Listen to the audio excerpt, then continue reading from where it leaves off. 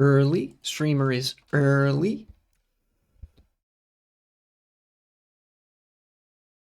You refresh Twitch so I can see that everything's coming through okay. Yes, very good. Very good. Stop showing me that notification. All right. Great. Good. Okay. I had to get this started early. I had to get the show started early because hello Gotron, welcome back. I'm excited for the shit that's presently happening for a couple of different reasons. First and foremost being that the right wing might actually be falling apart a little bit in America. You know, I was watching a video where they said characters in this game were too mean, and I was like, I've had it worse in real life. This is tame. Yeah, this game is pretty tame. I guess they might be reacting to the fact that they form a lynch mob to try to kill you based on nothing but a rumor from a completely non-credible source of information who has a reputation for like being a professional hater. Which is reasonable, but then you think about it for 2 seconds if you have any sociological imagination, and you realize people are as stupid or more stupid than that in real life. So, no, I think this game is pretty tame. You know? I'm still not going to take any jobs from the mailbox. People where I said hello there and they're like, how dare you exist? Yeah, you know, I have actually, this is an opportunity to tell some stories about phone banking where, okay, I did a little bit of phone banking for Zoran Mamdani. Not as much as I would have liked, but a little bit. Enough to form some experiences, to have some experience talking to people in New York on the other side of the line. This was back when I lived in the DC area, of course. And most of the calls that I have where people picked up, they were pretty nice, or if they were, I think a couple of people, disproportionately people who sounded like English would be their second language, were a little bit more incredulous. That's perfectly fine and understandable. I tried to do it one time. I'm horrible at reading scripts. That is okay. You just have to be earnest and like believe in what you're talking about. You'll get it eventually, and the most important thing is that you are genuine in your belief, because people hate listening to a salesperson that they think is sleazy and doesn't believe in anything except for getting them to buy some shit. You know, I used to be not very good at reading that script either. The trick is you don't actually read the script. The script is just a set of guardrails. As long as you hit some general beats when you're phone banking, it's all good. But nonetheless, over the time that I did phone banking, I called a couple. I've had a few conversations, most recently with the Mamdani campaign, and I think I did a couple for Katie Wilson actually. Again, not as many as I would have liked. For the most part, people were great. People were chill. But you get the occasional really angry person, and especially with an anonymized setting over the phone, they are not afraid to just lay into you. There was one guy on the other end of the line that started, you know, that I think this was my first time ever being cursed out on a phone bank, was when I was phone banking for Zoran Mamdani, and some angry conservative on the other end of the line started doing that.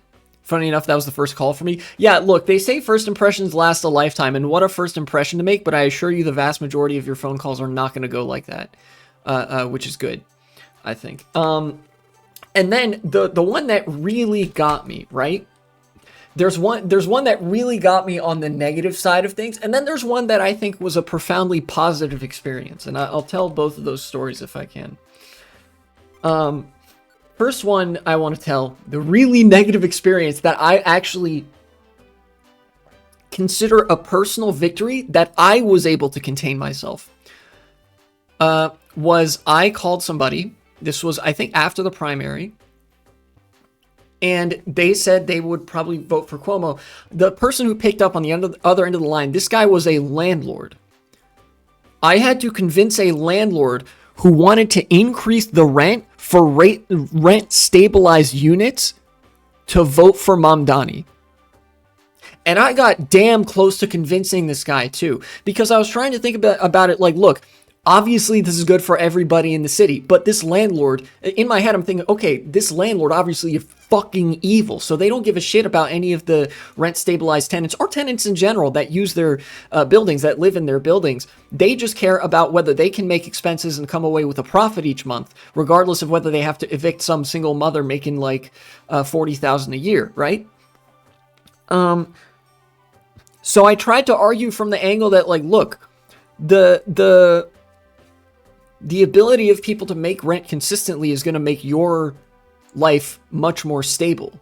And if there's more housing, that's going to make housing costs less expensive, which I know you fucking hate because you're a landlord. I didn't say that directly, but I was thinking in my head, but you know, that's going to bring down costs everywhere.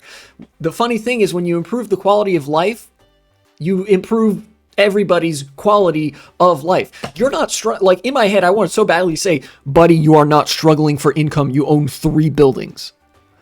But I busted out my knowledge of urban economics to the extent that I have read on such matters. I busted out my knowledge of rent control policy and contracting and how fucking local governments absolutely suck ass now because of how much is delegated to private contractors and subcontractors, so that like infinite money gets sunk into projects for none of the results.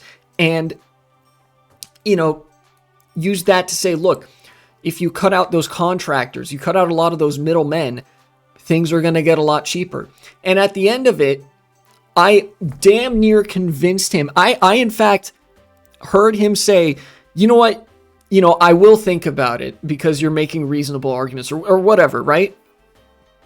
Or something to that extent. Did he actually consider it? No, I don't think so. But I think he at least came away with the impression that, like, I can't attack this person for hating me and everything that I stand for, even though I do hate him and everything that he stands for.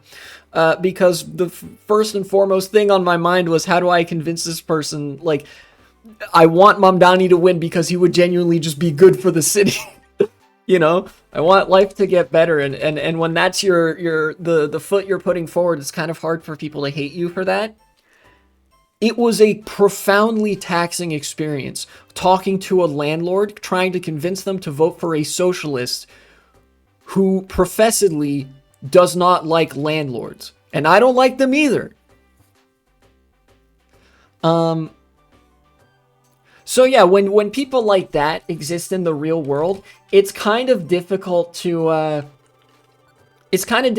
argue that like a children's video game like Pokémon Mystery Dungeon, even if in the game it occurs that there is a lynch mob that tries to kill you over basically nothing, that is way more tame than the real world, because in the real world there are people who will sink like a not insignificant percentage of their entire life and probably the majority of their entire economic capital that they accumulate through their life, specifically to prevent life from getting better for other people that have less of said capital than them, right?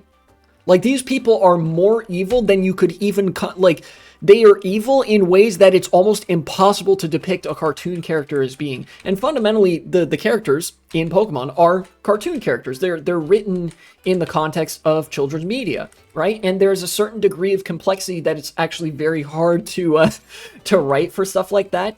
So the villains of children's media will almost universally be less evil than random normal, quote-unquote, normal people in the real world, if they have reactionary interests. Does that make sense?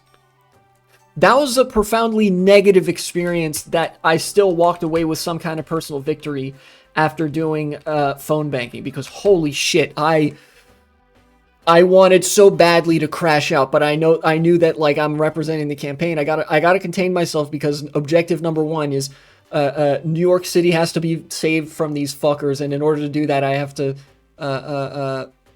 play ball with them so I can pretend that I don't actually want their heads on a silver platter. The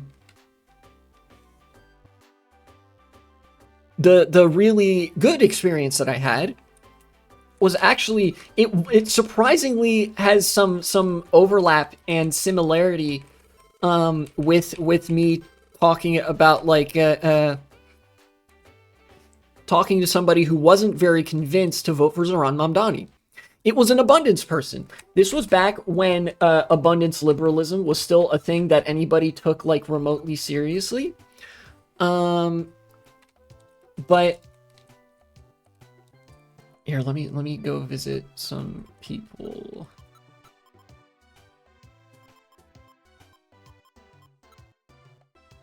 Where is Ingles? There he is. Oh yeah, I actually want to I want to see something here. I remember it was earlier on in the Zoran Mamdani campaign. I think it was actually in the lead up to the primary that that I got connected to somebody on the other line. They ended up being an abundance bro, which is like a centrist lib type, and they were like, yes, build more affordable housing and shit, right? And or rather, not even just build more affordable housing, but like build more things, right? That was their main position. And I actually managed to, I managed to actually appeal to them along the abundance kind of line where it's like, yes, we should build more things. I appealed to their, what I assumed they would be like very data driven, or at least they've constructed a political identity where they want to feel like they're smarter than everybody else. So I brought out a subject where I'm almost positive I'm more intelligent than 99% of people in this country, which is affordable housing. I've read about a half dozen studies, or actually I think it's closer to 10 at this point, studies specifically on models of affordable housing and economic policymaking that is feasible for funding said affordable housing and keeping rents down. Shocker. Economists really don't want to fucking admit this, but rent control works. Sorry if I hurt anybody's feelings, but facts don't care about your feelings. When you do rent control, it does actually control the rent. The one thing about that is that it is, if anything, from the studies that I read, the issue with rent control is that it doesn't go far enough and also has to be complemented by other things. It's a yes and. If you just do rent control, then yeah, obviously landlords are going to sandbag any and all expenses in protest. So how do you fix that? Well, you could do a couple things. And again, these are not like mutually exclusive with each other. You could have the local government or the state government or whatever seize the stock of housing, thereby pushing the middlemen in the form of landlords out of the picture, so that way there's nobody to sandbag those costs. It's the responsibility of the state to maintain that, the same way they would maintain roads, sidewalks, street lamps, etc. And that would, that complementing rent control with that would undoubtedly, go a long distance to solve the rent crisis. But I didn't bring that up because this is an abundance person who probably loves privatization, and fucking hates any sort of, regulation, neoliberal brain. So instead what I brought up is that you can do rent control. You can stabilize rents, and you can build more affordable housing. And affordable housing is actually a legal designation, which means you can't raise those rents more than a certain amount. If you build more housing, you appeal to the sort of market demand cycle, but you have the thumb of the state weighing on that market demand with rent control, with rent stabilization, then you can actually increase the proportion of rent stabilized or rent controlled units to market rate units. That'll actually have an effect on how high rent is for everybody else. If you build more housing and do rent control, that will not just control the rent for the rent controlled units, it will bring rents down for the entire city, for the entire area for whom that housing construction is relevant, right? This was borne out in numerous studies. There's no this is much more in line. Even the economists that hate rent control will acknowledge this, right? This is as solid as it gets in the academic consensus of the social sciences, right? And so that's what Zoran wants to do. Meanwhile, Andrew Cuomo is over here, was over here, El Bozo, he lost, generating their housing proposal with AI, and it just didn't make any sense. They weren't saying or doing anything, but Zoran clearly is much more in line with the academic consensus, how you would actually fix a rent crisis, right?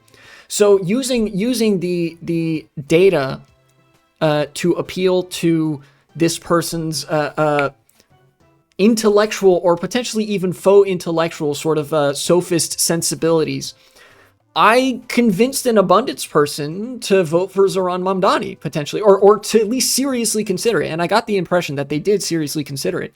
And I know I've talked a lot of shit about this person because that was like my innermost thoughts at the moment. But ultimately, I was actually super happy that they were willing to consider that. I was super happy that, like, they actually listened. I was like, oh shit, they actually do care. Because a lot of the abundance people actually do just want to feel like they're smarter than you. But, like, it's not common that you get somebody that's receptive to that kind of discussion. So that was a really, really nice experience that I had on the phones when I was phone banking for Zoran Mamdani. Something that, again, I didn't do that many times. I think I only did 2 or 3 phone banks, and that was one of them. But it was nice. It was very nice.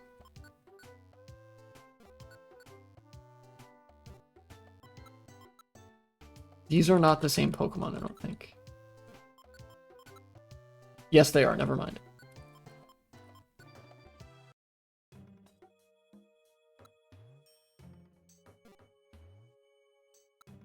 I'm gonna say farewell to Peter, because I think I recruited Yusuf first.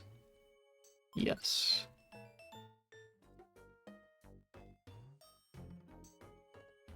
Must be so nice for opponents to say stuff without thinking. Yeah. Something, privileged something. But yeah, I am not a fan. Not a fan of that. Gotta be said.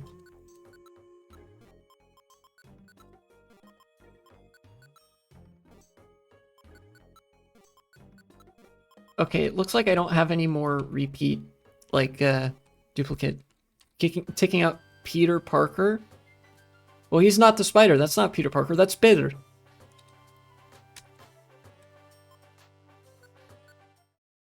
Wait, hold on. That's not the right one.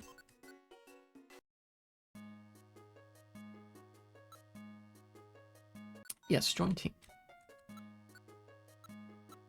But that was a really nice experience that I had, and those were probably the most negative and most positive experiences I've had on a phone bank. Apart from some other instances on other campaigns where I actually helped people register to vote. Heard about the goofy stuff that happened? You're gonna have to be more specific. I've heard about several goofy things.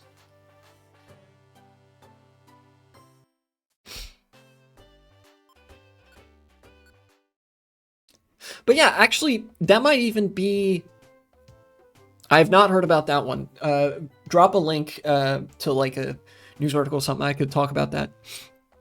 I don't know. Maybe I'll make that a video. Maybe I won't. But I think more people should do phone banking, particularly for progressive candidates, for left-leaning candidates, because they are the only people who have a real affirmative vision for their city, their state, the country, whatever. And it's just nice when people care about stuff enough to, you know, advocate over it, advocate for it, you know, over the phone or whatever, in an earnest way to try to change things, right? Phone banking is one of the few ways that I can actually firmly say that I've made a difference. I phone bank, you know, the 2 pivotal Wisconsin Supreme Court elections that happened in 2023 and then 2025 earlier this year. I phone banked for both of those. And that is one respect in which I can happily say that I made a difference. I prevented a couple of like extreme right-wing judges from getting elected, or at least I helped in the very widespread efforts from progressive organizing groups, preventing like far-right judges who notably really do not like abortion or women's rights in general get elected in Wisconsin.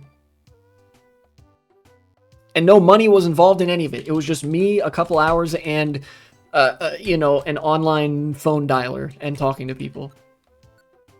You know, the right wing has money, but the left has people power. That is the probably biggest strength of the left, is unparalleled people power.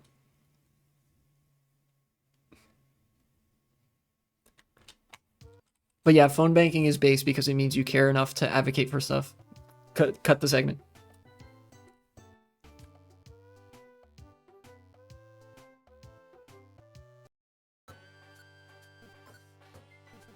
I'm gonna sell the TM for Roar. Yeah.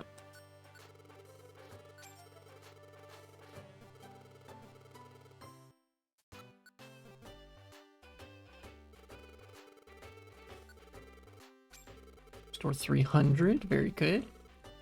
Then what was the next step in the guidebook?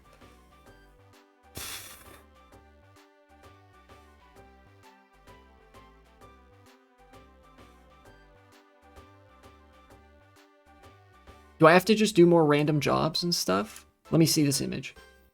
I went to Pitfall Valley, I rescued Latias, right? I think it's back to me doing random jobs and purchasing friend areas.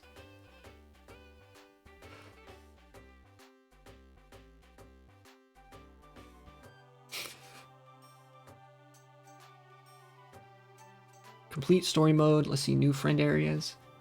Northern Range, Pitfall Valley, then Joyous Tower, Purity Forest. Earn Sky Blue Plains. I don't know what that means. Put the pictures in the general chat. I don't have the link. Okay.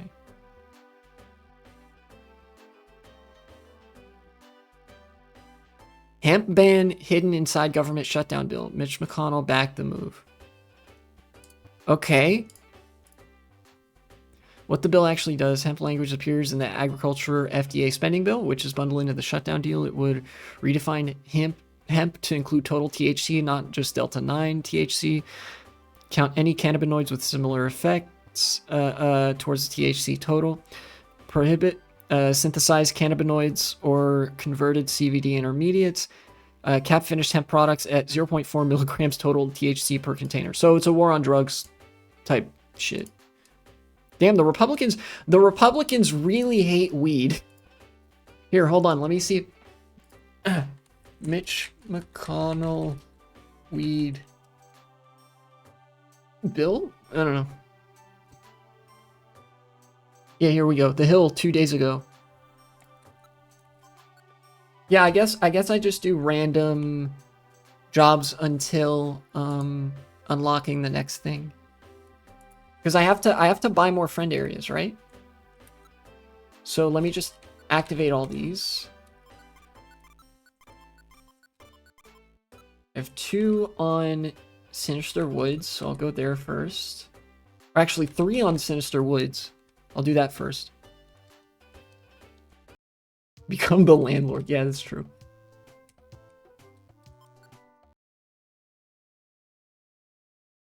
I'll save the game, then let's take a look at this Hill article. Oh my god, what is happening? Stop with these ads, please. I would love it if you didn't show me these ads. Stop! Ad nauseum, what is wrong with you?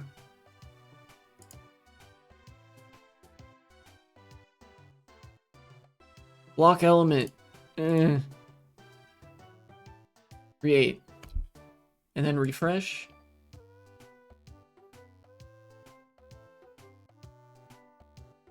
Bro, you guys are seeing this, right? My ad blocker doesn't block ads.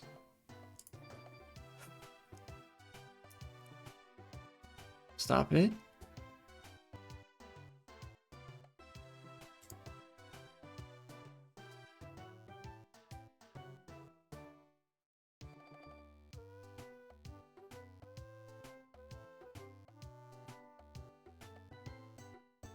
Hills. Oh my god.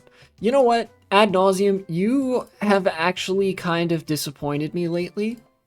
Yeah, I don't know what's going on with ad nauseum, but nobody else has been reporting this issue. Ad nauseum, for whatever reason, when you have all the ad blocking settings enabled, does not block ads. Look at this. The whole point of it is it generates fake ad traffic while hiding the ads from you. Disable. Here, hold on. Extensions, please. Sorry, ad nauseum, you have, you've disappointed me.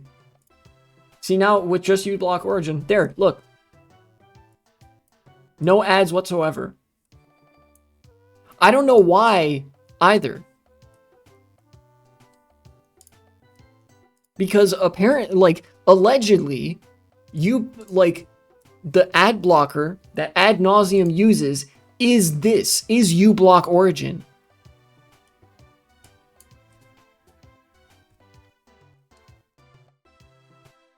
I don't fucking know, man. Anyways, look, future me, if this is a segment, cut all that out. I don't think this is even going to be a segment, but, well, maybe it will be, because this is relevant. This is relevant to, I think, the fate of the Republican Party, because this is, like, Mitch McConnell's brainchild, from what I have heard. Hemp industry battles to save THC products from ban. 5 things to know. Okay. A provision of the government funding bill aims to clarify the definition of hemp and close a loophole that allowed hemp-derived products, the hemp-derived product industry to flourish with barely any regulation. The fuck is this? Okay, whatever. Industry is gearing up for a significant lobbying fight, claiming the language could ban nearly all hemp-derived consumer products and will put companies out of business. Okay, well, you don't want hemp shit to be banned, right? I don't know why the framing here is like, oh my god, they're getting away with not being regulated. Bro, this isn't not being regulated. This is like, you're going to completely ban the thing that we're selling. Regulating the sale of a thing means by necessity that you are not banning completely the sale of that thing. For example, regulations on the sale of food goods that have a lot of sugar in them. For example, you have to make sure that the food is cured properly, can keep for this long. You have to make sure that you're not putting more than 100% the daily value, whatever, of sugar. You can put a lot of sugar in there, but like not more than such and such, right? These regulations are limits, but fundamentally at the core of it is, yes, you can still sell the thing, right? It's still legal and fine for you to sell the thing. This is more applicable to controlled substances like THC, alcohol, etc.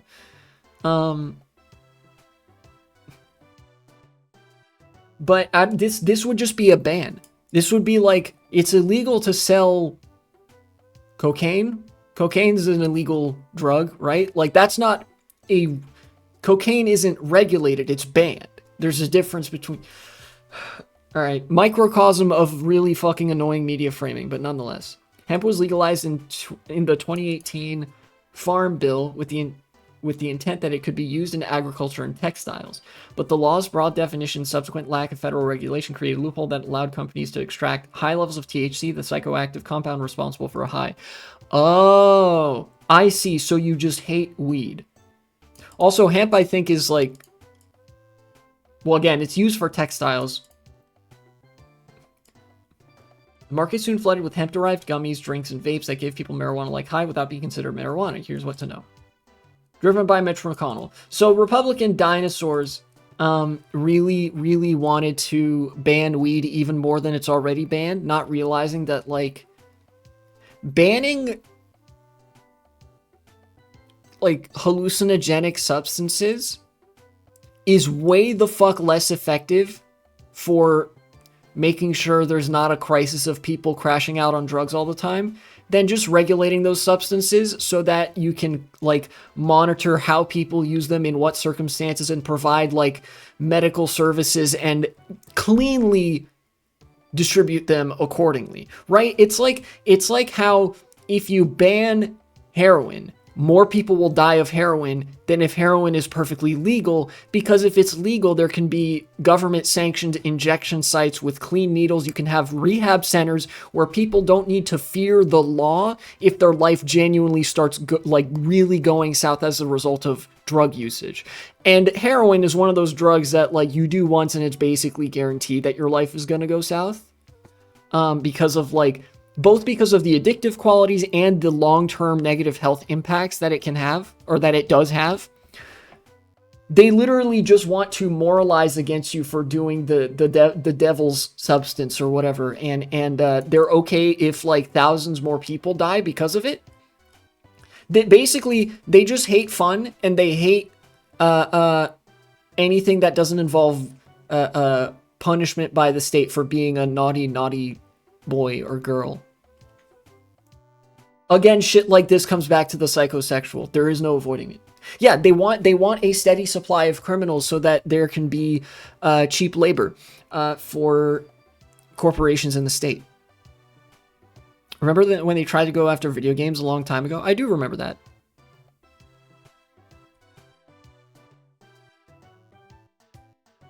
Some technical details. I don't really care about the technical details because the objective for this is pretty plain, that they just really don't want people to be able to access any kind of psychedelic substance or anything that would induce a high. Yeah, like literally, it's something that people can use for purely recreational purposes. Therefore, we must ban it with the force of the state completely. Not even regulate it, just ban it.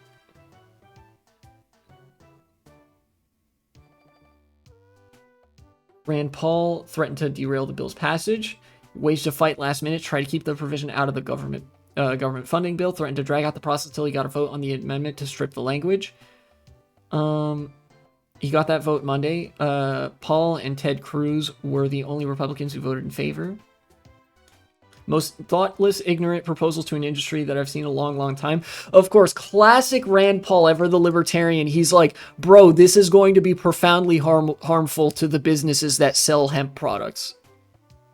He's correct, but of course that's like a hilariously like fucked framing to view this issue from. It is like, there is legitimately the potential that this could have some sort of economically destabilizing impact because of how long businesses have sort of gradually been able to get a foot in like the cannabis market or whatever.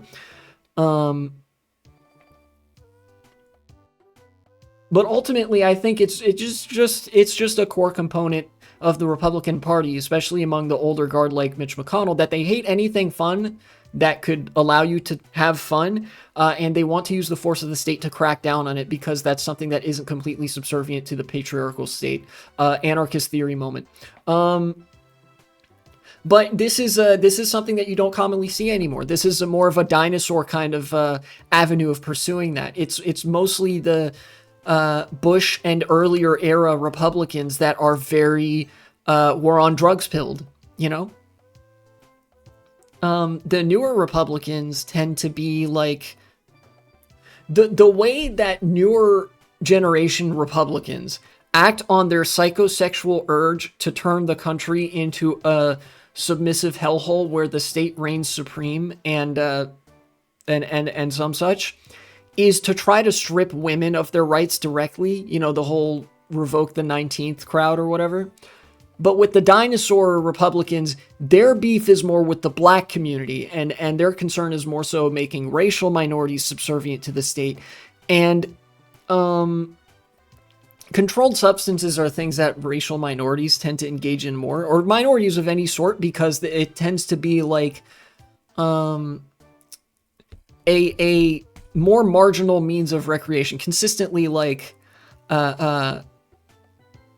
what the moral majority types would call vices, have usually been the purview of less wealthy communities because they don't have the wealth to engage in some of the more lucrative recreational pursuits that are associated with like the upper classes, right? Does that make sense? And that is something that I've read at length about in like my archaeology classes. There were some psychedelics that were strictly reserved for like priestly classes, but all throughout history, you see people like at the street level, it's most common that they enjoy themselves by drinking and smoking, you know? And this is the modern equivalent of Republicans trying to go, let's ban drinking and smoking so that the poors literally can't have fun. Because in their mind, the poors are black. Could impact almost all products. Yeah, that's the point. 1 year lead time. Unconventional allies. I legitimately don't know. I don't know what the implementation of this is going to look like, but I do know it's actually going to be pretty ugly for the Republican base. This is why I saw fit to talk about this. The psychosexual character of the modern right-wing coalition, you know, the younger Republicans, the Nick Fuentes types, the psychosexual character of those people is actually much, much different than the psychosexual character of, like I said, dinosaur conservatives, where they act on their psychosexual urges mostly in regards to women. It's much more undisguised in that respect, where they want to be, their actually open aspiration is to be the patriarch upon which the authority of the state is vested directly or indirectly, and they want to be able to dominate women around them. It explains why they're so like obsessive over hating gay people, but also like they don't even like women themselves, right? Profoundly closeted because they just want that sort of psychosexual control. Whereas the Republicans of yesteryear are more concerned with a long-standing hatred for black people because they're fucking racist and you know, are more hopped up on the myth of the poor white women being infringed upon by scary, sexually virulent black men, and they sort of act on that to try to destroy the black community. It's why the war on drugs was started to begin with, is to destroy the black community, and destroy the left, particularly, because the carefree hippie left back in the 70s was doing all those drugs. Yeah, basically, did they admit that? Yes, officials from the Nixon administration have confirmed that's the entire reason that the war on drugs exists, is purely to disrupt black communities, minority communities, and left organizing, and which is very time-coded to the 70s. But then after that, because it hurts minority communities disproportionately, other governments subsequently after Nixon kept pursuing it because they fucking hate minorities. But because the kids these days, even the Republicans, really like smoking weed, the war on drugs kind of rhetoric has fallen out of favor, and they've kind of needed a new venue of psychosexual hysteria for the younger audiences. And what they've settled on is hating trans people and women. You know?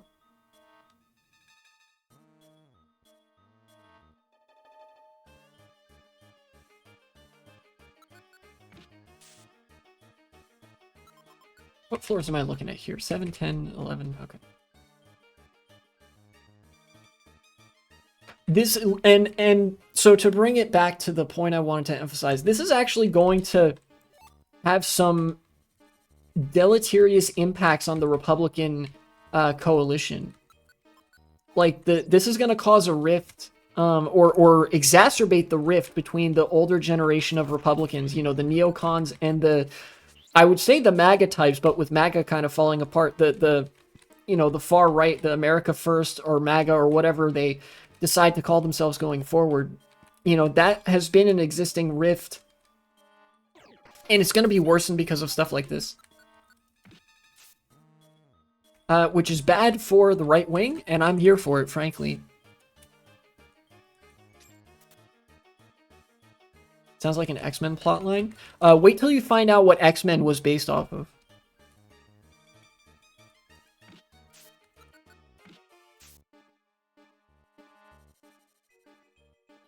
Yeah, by the way, the actual quote from the Nixon admin official was, "We knew that we couldn't arrest people for being black or being against the war in Vietnam, but if we associated drug use with both of those two things and then criminalized it heavily, then we had a pretext, functionally, to go in and break up those communities." You know? Like, we can't arrest you on, like, for not liking the Vietnam War or for being black, but we can arrest you for doing drugs, which is something that everybody does, you know, for the most part. And by everybody, I mean, like, every demographic of people. White, black, poor, rich, men, women, etc. And there's still people that defend the drug war. Yeah, and those people are just submissives, but instead of being submissives for their partner in the home, they're submissives for the state. Everything is about sex, except for sex, which is about politics, and everything is about politics, except for politics, which is about sex. To put it shortly, all politics is sex and all sex is politics. You may be surprised to see that line of analysis for something as small as like, oh yeah, these old fuck Republicans put like a little provision in the bill that would like crack down even harder on THC and hemp and whatever because they don't like weed. But genuinely, that is what this stems from.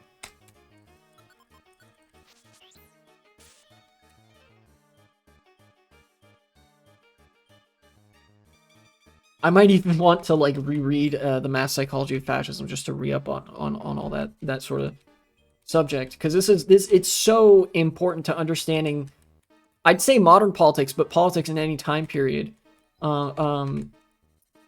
with now being a moment of particular instability and socio-political angst, to understand the psychosexual motivations that drive people.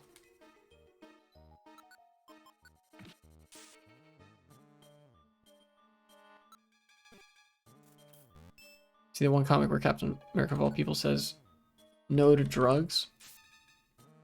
What do you mean of all people? It sounds like totally in character for the Marvel comic writers to make Captain America their poster boy for the war on drugs. Every comic book was like that back in the day. Just like how every comic book had this weird phase where they were like all 9/11 posting after 9/11. Comics always get up to that cringy shit because that's part of the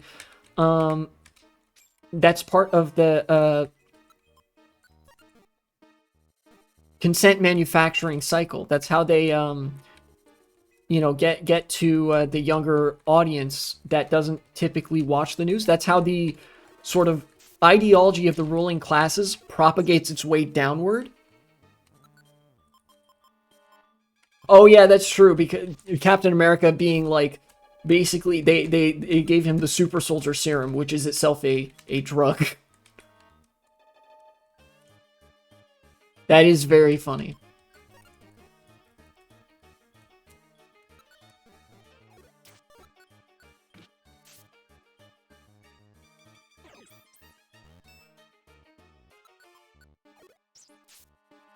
Anyways, the war on drugs is cringe.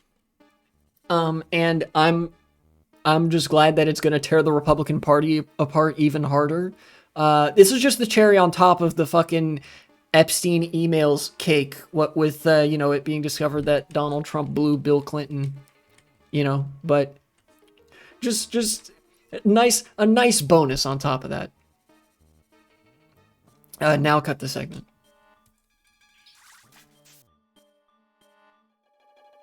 News is so boring, I'm surprised anybody watches it. Yeah, why do you think people watch live streamers so frequently? Why do you think people like Hassan popped off in the late 2010s to now? Why do you think people like Vosh blew up? People like fucking Nick Fuentes and Aiden Ross and Sneeko. These are fundamentally it is a mode of entertainment that rides on the personality of the person providing said entertainment, doing the live stream. Ludwig as well, even though he doesn't talk about politics directly as much, although he is cool. The live streams are uniquely suited to political discussion because they're driven by personality. They're uniquely driven to get people interested in politics because at a fundamental level, a successful live stream is one that's interesting. Nobody fucking cares about the news because they're boring. You're right. Here, let me actually swap this with this random orb. There we go. It's the same thing that makes news insufferable centrist swill is also the thing that makes it like boring, and so that nobody ever watches it unless they're like in their 60s. Which is that like the anchors all pretend like they don't have an opinion and are all disinterested parties. The news is boring because their ideology and their like governing doctrine or whatever says, no, you can't be interesting. You can't be interested in this topic. You can't do actual investigative work. You can't do anything that invokes some sort of critical analytical framework. You can't do any sort of editorializing that isn't completely subservient to the interests that financially support our network.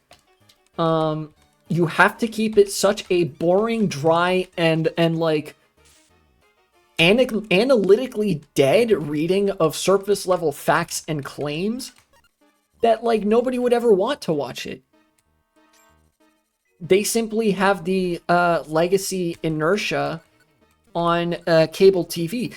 Genuinely, if cable TV was such that it allowed more interesting methods of news coverage to exist, every single news outlet would have long since been like destroyed by that. That's why so many people watch live streams and not news channels.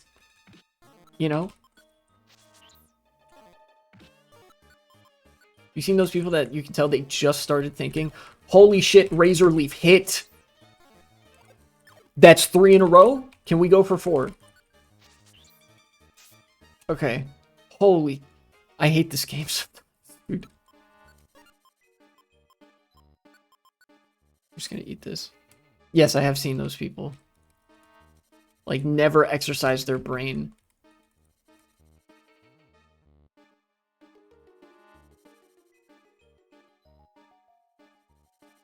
That's one video said, I realized people's opinions affect other people's opinions.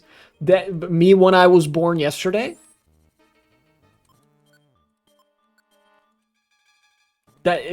Of course, people's opinions affect other people's opinions, dipshit. It came free with your living in a social unit, living in a social setting. Sure.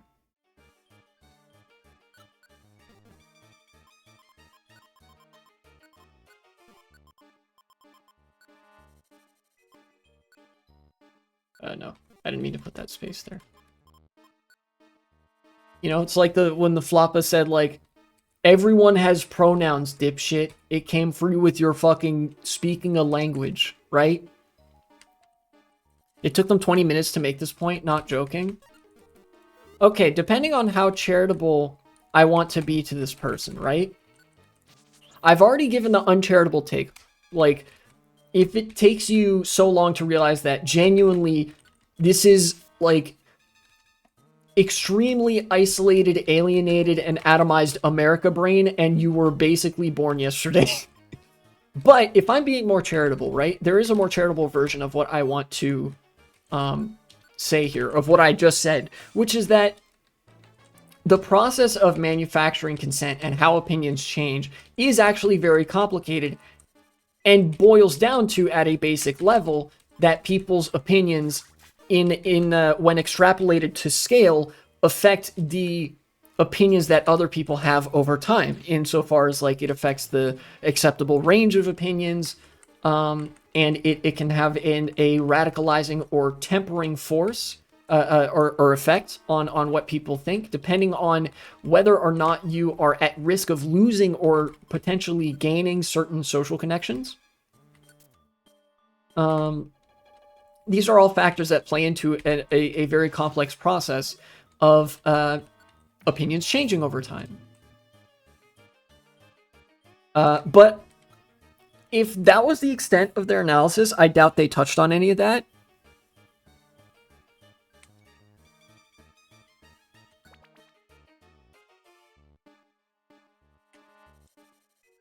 You know, like, it's like how, to use this example, because it's a very well-known example, very easy one to point to, people don't say the N-word anymore. And it's like extremely fucking cringe and weird and pretty racist. If you say the N-word, people are going to think, wow, that person is like racist and profoundly socially dysfunctional, right? And that's because racism over time, as a product of political movements and bottom-up social change, has become less and less socially acceptable of an opinion or set of opinions to hold. So people don't say the N-word anymore. It's not because they're not racist, but rather because that falls outside of the line of acceptable beliefs and acceptable social expression. And, you know, if a right-winger were to say the N-word at the time that my dad was my age, that would not be something that, like, even at in the 1990s, right? I'm 25. My dad would have been in his 20s in the 1990s. Even as recently as that, saying the N-word was not something that could get, like, all of your family social connections cut off from you, right? Sure, it could cost you your job and whatever. So it was something that you didn't say in polite company.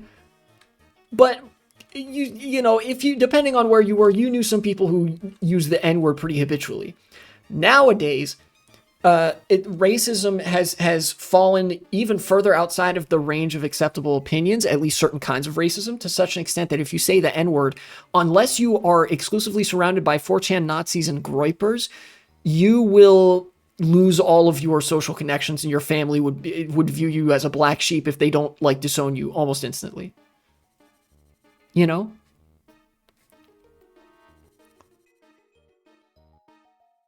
That is an example of how people's opinions, extrapolated to scale, influence other people's opinions over time. And it's a very complicated process. But I'm gonna go out on a limb and say that maybe your random YouTube video essayist isn't thinking about it that much, and they might genuinely just not be that smart. Is this Survivor Seed? How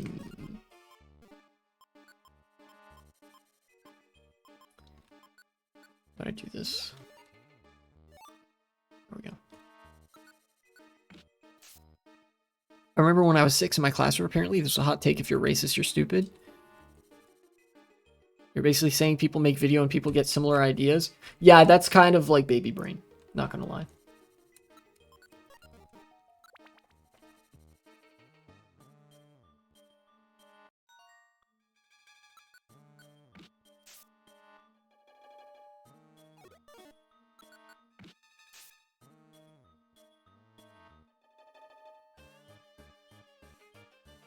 And that's not to say that this particular person is stupid, right? Like,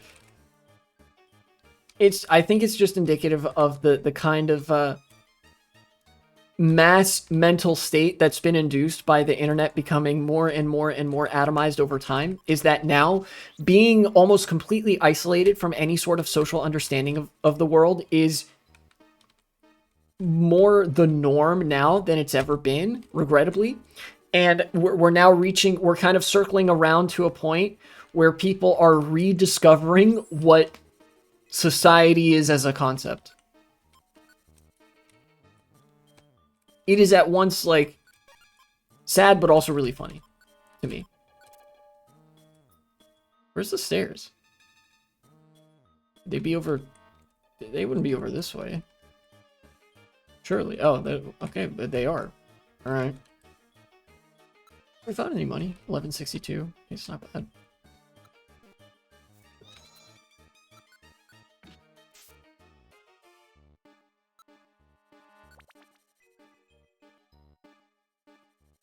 That's what makes it funny? Yeah.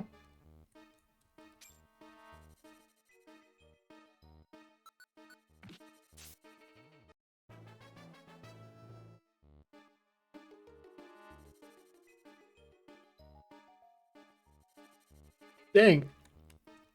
Ladybuzz gaining hella stats. If only Ladybuzz was anywhere near that good in the actual main series Pokemon games.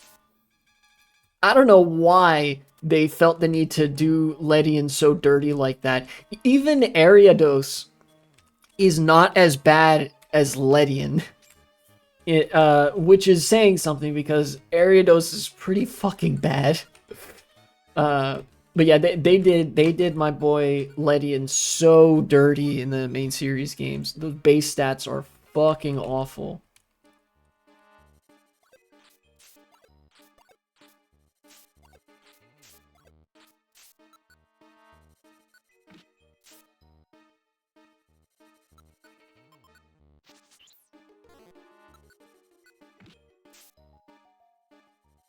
Bro, same.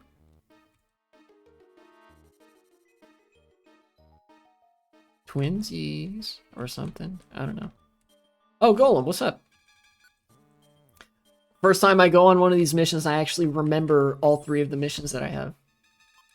Yes, I will leave now, because my toolbox is full. There's not much I can get out of exploring this dungeon any longer. Yay! Got some money. That's good.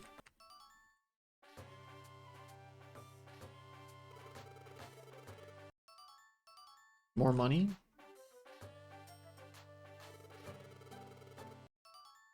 Incoming. Very nice. Rescue points. That's good.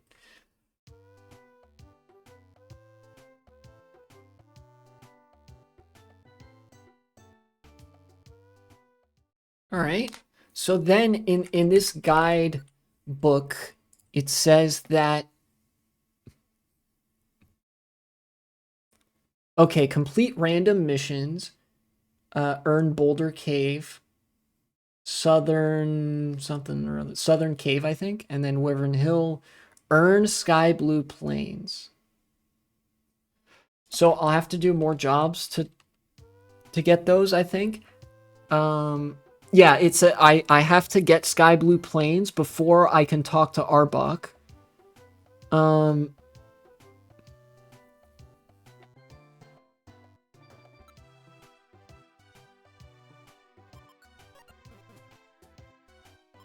me save the game. If Arbok is out there, I know I can just kind of advance the story further, but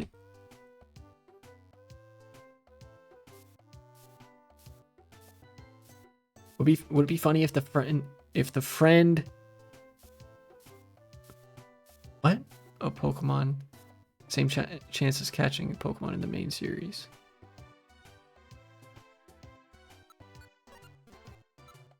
I think autocorrect might have murdered that a little bit.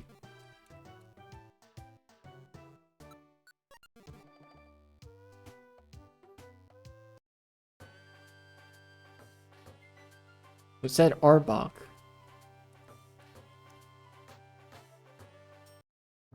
Would that be up here? No. I guess in the meantime, I would just need to buy friend areas, right? Oh, like when you defeat an enemy, they want to be your friend. Imagine if had the same chances. Oh, okay. Like legendary in that 2%. There actually are some Pokemon that have, if you encounter a legendary in the dungeon, like not as a boss fight, then it can have about that chance to be befriended. I think that's like actually about the roll that you get. But for other Pokemon, it's a lot higher. And then I think for some, under some circumstances, a legendary can have as high as a 50% chance to want to join your team if it's in like a specific boss fight. Although in this game, if you fight a legendary after the first story boss fight, they are guaranteed to want to become part of your team.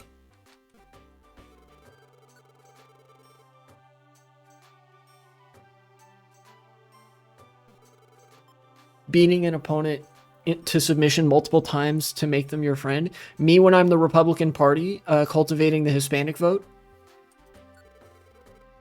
Clip that.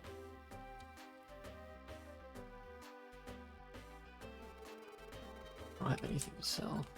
Wait, yes I do. Hold on, I gotta take some things out of storage.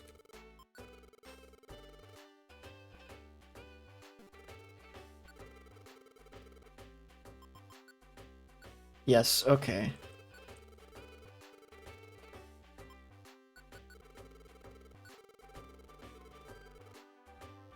Anything else out of storage? Yes, I want these gummies. And I think that's it. Unless I have some TMs that are like really useless. Oh, I have 2 power bands that are in excess of what I ordinarily like to have.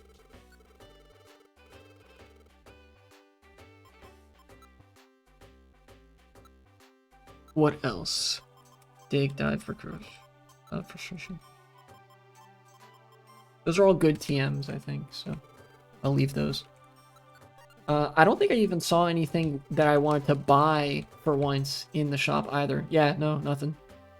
Actually, I might want that joy seed. Maybe. So I will sell these.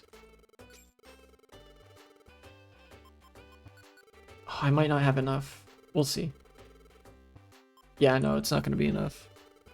And I want to, I think I'm prioritizing dropping that money on, friend areas more than anything. So the joy seed, don't worry about it. In fact, how am I looking? Yeah, okay, less than 10,000. I'm not that long from level up anyway. I will take all 2,100, so it brings me above 5,000, which is enough to buy some kind of friend area. Yeah, not the 5,500 ones, but I can buy one of the 5,000 ones. Let's go Shallow Beach. Good. Let's talk a little bit about what I consider, I think, to be the main event. Actually, after I write down some of the segments that I wanted to do from today.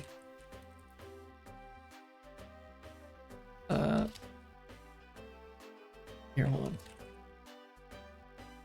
Okay.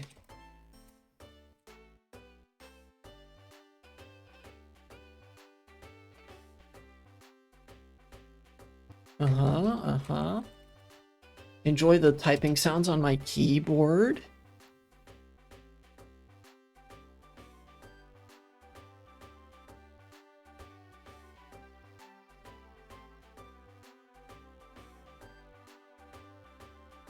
All right, great, good. So I've written those down. I will be able to follow up on that later.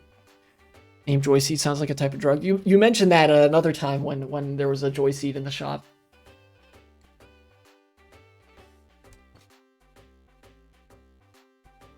I think they needed like some kind of name that was punchier than just level up seed. I guess they could have called it a level seed. I don't know, because there's the life seed, which raises your HP, your max HP by a certain amount. What do we have here? Great Canyon, Silent Chasm, and Mount Steel. Okay. There's a Silent Chasm mission. Hold up. It's a delivery mission, but it's something I do have. All right, let's take that, and I will activate it, and I'll just bring a extra max elixir with me. Some Great Canyon, Mount Steel. I don't see any of those here. I guess I could take a couple missions from my mailbox so that it isn't like super cluttered. Not activate them, but just carry them on me. Oh wait, Silent Chasm. Wait, no, that's gold gummy though. Here, hold on. I don't have any gold gummies, and you can't have them if I did, so. Stormy Sea, I guess. Yeah, I guess. I'm scared, fails for... Okay, so basic exploration missions, that's good. Or basic rescue missions, I should say.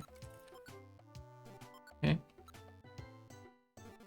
Alright, now let's do the cycle of making my partner the team leader.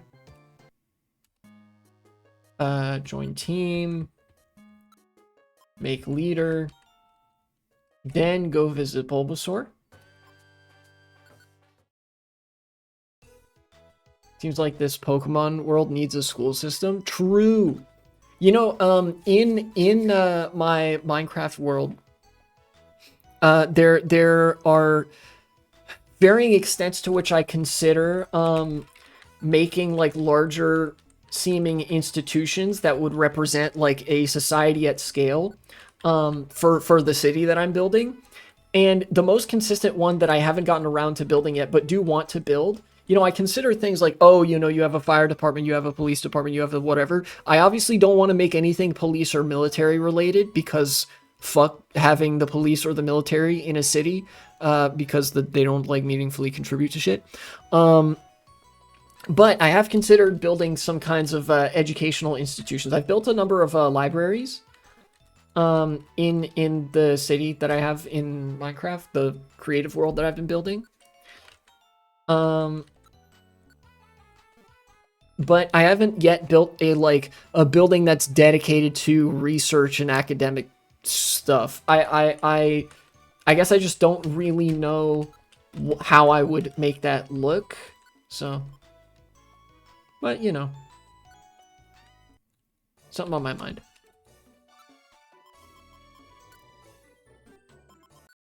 Anyway, now that we've got a full complement on our team, you guys see Donald Trump getting ratioed, my goat washed? I speculated to this in the video about Jeffrey Epstein's emails, but it really seems like Trump's base is sort of turning around on him, and this is one of the ways in which it might be like unavoidable. You know, the MAGA base can overlook pedophilia. That much we know. Even though, as I've mentioned, a lot of them probably aren't like ideologically pro child rape themselves. You know, the quotidian pedestrian random MAGA person. What they do react to is supposed cuckery and not being the main character, the lack of that emotional narrative. They react to weakness. Yeah, it's hard for them to get around it when it's this obvious. And on top of that, Trump blew Bill Clinton, and there's no really getting around that either. And it is it's impossible for them to overlook what they view as an extreme betrayal of masculine strength or whatever from their God, Emperor, King, or whatever. Again, the psychosexual rears its head that these people are motivated by the image of psychosexual paternalistic or patriarchal strength. So when that image is shattered by Trump being the most diva bisexual pedophile of all time, who sucked off one of the worst presidents America's ever had, you know, they can't go for it anymore. The image, the emotional image that's been constructed around Trump begins to deteriorate, begins to crumble, you know? So they basically, it's like a power vacuum is being created because the image, the iconography, the brand of Trump is losing its power. Now the brand of Trump is associated with him really squirming under the spotlight of scrutiny with respect to the Epstein emails. It's associated with him getting ratioed by Marjorie Taylor Greene and crashing out on Truth Social. It's associated with him blowing Bill Clinton, you know, and having extremely degenerate pedophile sex parties. And the thing in the eyes of MAGA that makes them degenerate is that he was not the one sexually dominating all of the underage women. You know, not only that, but rather he was also giving head to Bill Clinton. Like that's the main thing, as fucking bizarre as it is. That is bringing this whole thing crashing down. Oh right, I need to get an extra max elixir and then go to Silent Chasm. And I'm here for it. Because I've been saying for a couple years that after Donald Trump, the Republican Party kind of doesn't have anything. They are at a severe deficit of the ability to make an emotional narrative and to find a like charismatic populist leader. They can't really do that. They tried to do that, and now it's like politically expedient for them to ditch Donald Trump, but I don't know that they don't have a very good replacement. They don't have anybody that they can really aura farm with. I guess that's a way easier way of putting it, is that Trump has kind of lost his ability to aura farm, and MAGA has by extension lost the ability to aura farm off of the aura of Trump, right? Meanwhile, the left has Zoran Mamdani. And we can just constantly aura farm off of Zoran Mamdani and Katie Wilson, all the other progressives that won their elections recently, especially Mamdani, because he's probably the most famous out of all of them, being the mayor-elect of the biggest city in the country, you know? But they don't have that. Basically, they have no bitches. They have no aura. They are coping and seething. And Trump is not helping that. So they need to move on from him and find a new source of aura for them to farm. If that makes sense. You know?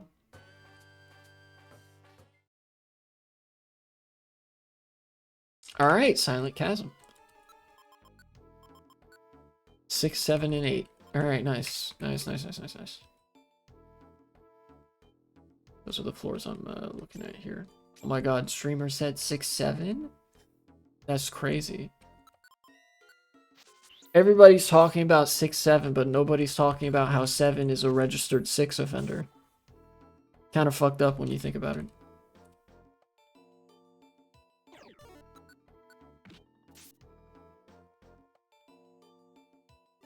I gotta remember, no Yanma recruits. If a Yanma asks to join the team, I'm gonna have to tell them no.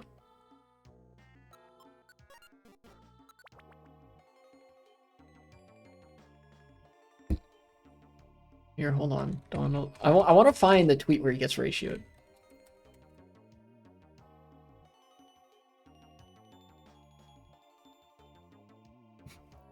Here's a random person on Truth Social who screenshotted, rather, not on Truth Social, who screenshotted Truth Social talking about it. Unusual sight. President Trump is getting ratioed on Truth Social for asking his followers to move on from the Epstein files. Some say he's gaslighting, others say it'll cost him supporters or even kill MAGA. A sampling of some replies getting heavy engagement. So here, Trump crashing out. This goes on for some time, by the way. The actual post is very long, which has spawned. It is actually so over that people are making soy jacks of Donald Trump now, and it's not just like the lefties doing it either. 20,000 likes, 22,000 replies. Donald Trump getting ratioed on his own website. We want the elite pedos exposed. You promised us that. Pam promised us that. Cash promised us that. Now it's our fault because we want the promise fulfilled and call out Pam every time she lies. What else has she lied to us about? Again, they kind of like, they're doing everything they can to avoid directly responding to him. But the connection here is obviously unmistakable. Take a look at this one. 7,000 likes on this one. You're losing too many in your base. Have an aid collect what we were saying all over social media. Pam Bondi's not been telling us the truth. Her story changed each time. Sir, you need to listen to us. Are you aware of how long and hard many of us work to get the truth? We refuse to give this a pass. For us, this will not go away. This is about the children. Prayer emoji, American flag, heart, American flag, prayer emoji. Great, thank you. The frustration is building. They're beginning to realize, like, we can't aura farm off of Donald Trump anymore. It's going to cost you so many supporters, I being one of them. I've been to multiple rallies. Was even there on January 6th. I intend to supply the screenshot to the next Democratic administration. Thank you. One of the main things that needs to be fixed, our two-tiered system of justice needs to end. We the people are tired of it. Can't be charged with child trafficking without there being perpetrators. Alan Dershowitz, who was accused of being one of them, has seen the list when he went to defend himself. Oh yeah, Alan Dershowitz is legendarily implicated. He's like he's a lolcow even among the right wing. Want the guilty to pay. Appears you or a loved one was in on it and you want this to go away. This coming from like an actual... This guy was a J6er by his own admission. You or a loved one is in on it. He's actually losing his base over this. More gaslighting. I thought you were above this. Again, some of the most divorced dads imaginable, but like this is the MAGA base. This is representative of the far right base in America. You'll never hear the end of this if you don't instruct the complete release of the names of those in power both in DC and Hollywood who rape children. Don't become part of the swamp that you fought so hard to defeat. And of course, Trump's not going to do that because his name would be on there. Several times. People posting, dear God, it's beautiful. Great, thank you. random replies, my ADHD brain gets distracted and activated. This has been really glorious to see. There was a tweet by Marjorie Taylor Greene, which I will not pull up because it's easy enough to find on its own, that got something like 100,000 or 200,000 likes on Twitter, which of course Twitter is going to have larger engagement numbers than Truth Social. But even still, ratioing Donald Trump that hard when you are the first politician to ever get into office riding his coattails. Marjorie Taylor Greene was kind of the right-wing antithesis to Alexandria Ocasio-Cortez, right? Like one of the first people to gain power off of the back of the new populist wave of energy. You know, on the right was MAGA, on the left it's the progressives and the left. She was like his earliest and most consistent defender, and now she has turned on him.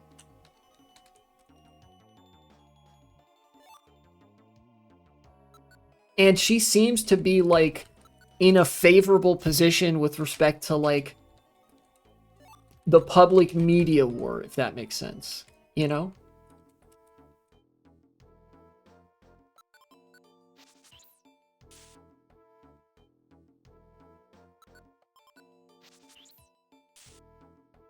I genuinely don't know what comes after MAGA. Maybe like even more insane populism, but like how long can that even last?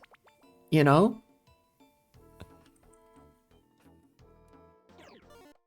I don't know. I genuinely don't know.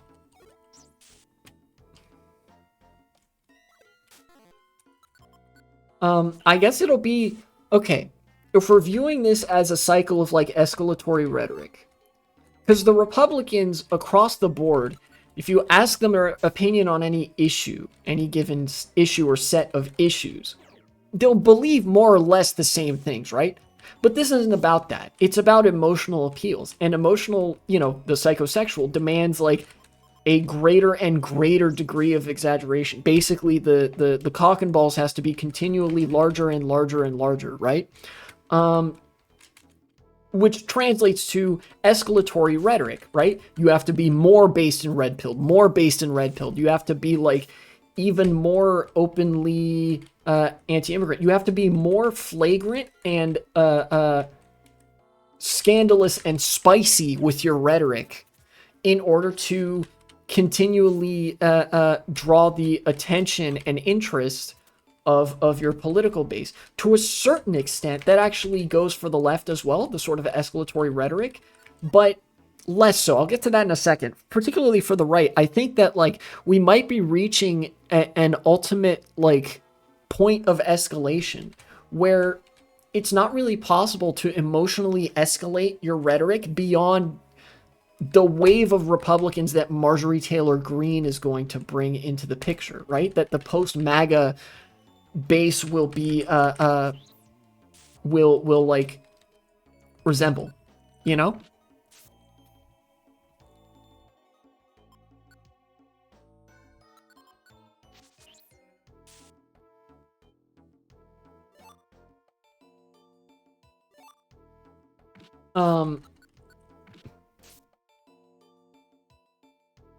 For the left, there's a similar and slightly, somewhat emotionally driven as well, escalatory cycle, but it largely revolves around what are you willing to do.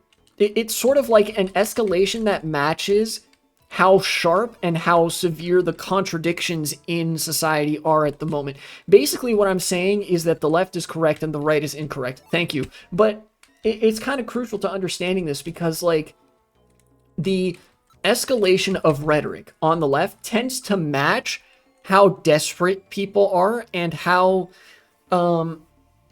like what the socioeconomic moment looks like, you know, the growing rent crisis, the growing cost of utilities and healthcare and whatever else, and with respect to stagnating take-home pay. It's an emotional escalation that has to be followed through on, because you have to emotionally escalate in order to break through the wall of like the neoliberal political machine and start addressing these like foundational socioeconomic issues, right? So there is a bit of escalation there too. And that's what results in socialists like Zoran Mamdani and Katie Wilson gaining so much ground in local politics because, you know, people are tired of the very lame, like literally lame, not, you know, not having any particularly interesting or active qualities about it, centrism that local Democratic and Republican politicians tend to offer, you know? Basically, we have tried nothing, and that didn't work. So let's try not nothing. Let's try escalating the matter. Let's try, you know, being more bold. Let's try doing something that'll actually, like, step on the interests of very wealthy but very small groups of people, in order to, like, make society less unlivable for everybody else, you know, radical suggestion. Nonetheless, it's a cycle of there's a cycle of rhetorical escalation. I think it's much more simple and emotionally driven on the right because they are much more simple and emotionally driven as people. That's not even like purely my opinion. That is the academic consensus, that right-wing belief is motivated by emotion and reactive emotional responses, and particularly the disgust response, rather than any sort of I don't know, more academically or intellectually grounded view of the world. But the nice thing is that makes political analysis of the right wing a lot easier. No, I still need to go to floors 7 and 8.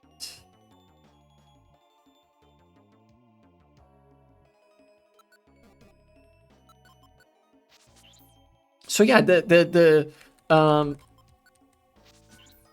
orange is the new orange. Marjorie Taylor Greene is or I guess green is the new orange. Marjorie Taylor Greene replacing Donald Trump. I mean, I was gonna say orange because they're like both pretty orange looking, I guess. But that's kind of just a politician thing. Nonetheless, Donald Trump is kind of falling off. He's already taken the L in the ratio. And we're watching him fall off in real time. Bro literally fell off plus L plus ratio. And now Marjorie Taylor Greene seems to be one of the emerging new faces of the Republican Party. And I actually don't know where that's going to go, but it's you know, it's nonetheless an advancement of the dialectic. Professional dialectics enjoyer over here, you know.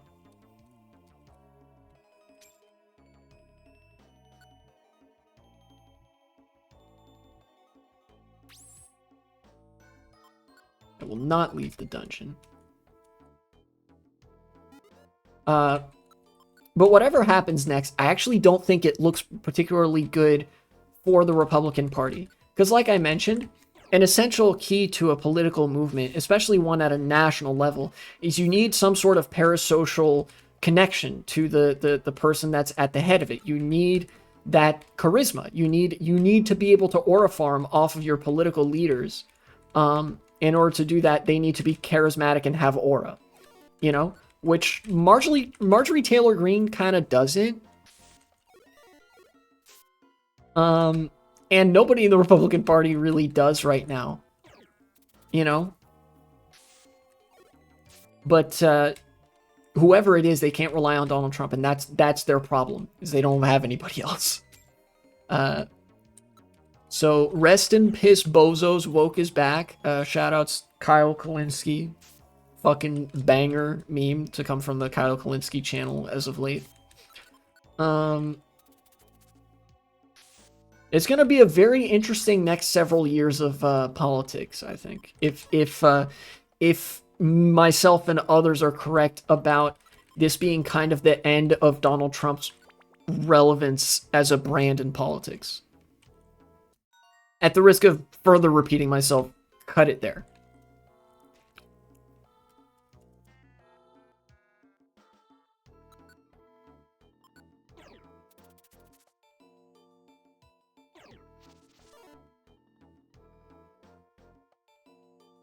more ASMR keyboard typing. Very nice. Very nice. Good, good, good, good. Yeah. Bye-bye, Spinrack. What's up, my Deanna? Yes, you can have a max elixir. Yeah, I'll leave. I'll leave the dungeon. I completed all 3 missions. So again, the objective here is just to buy friend areas. I'm getting some good money to that effect, I think.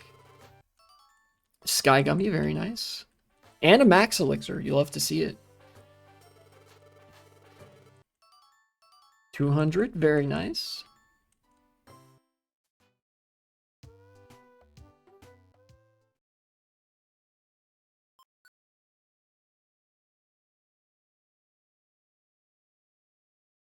Save completed, very nice.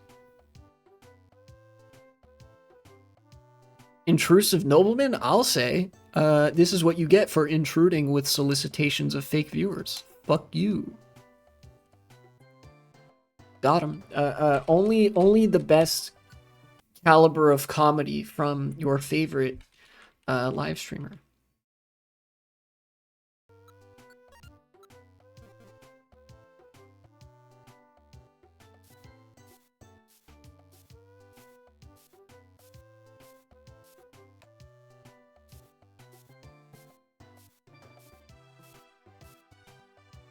All right, very nice.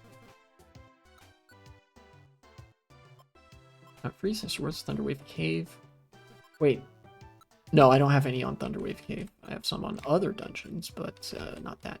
Okay. Game said to look for Arbok, which I'm going to do. Oh, here's something.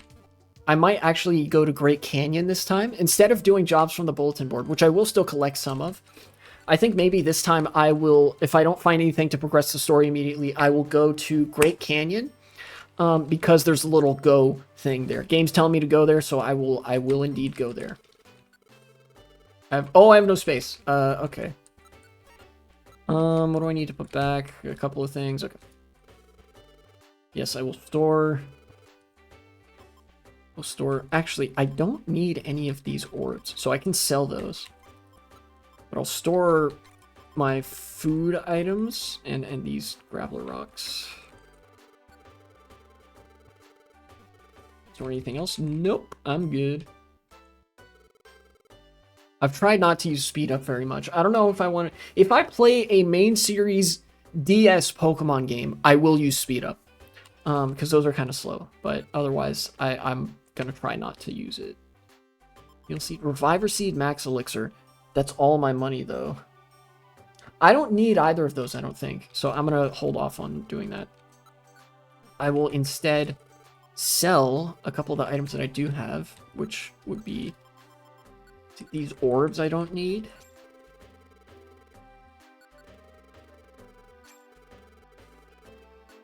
Blowback orb. That must feel incredible.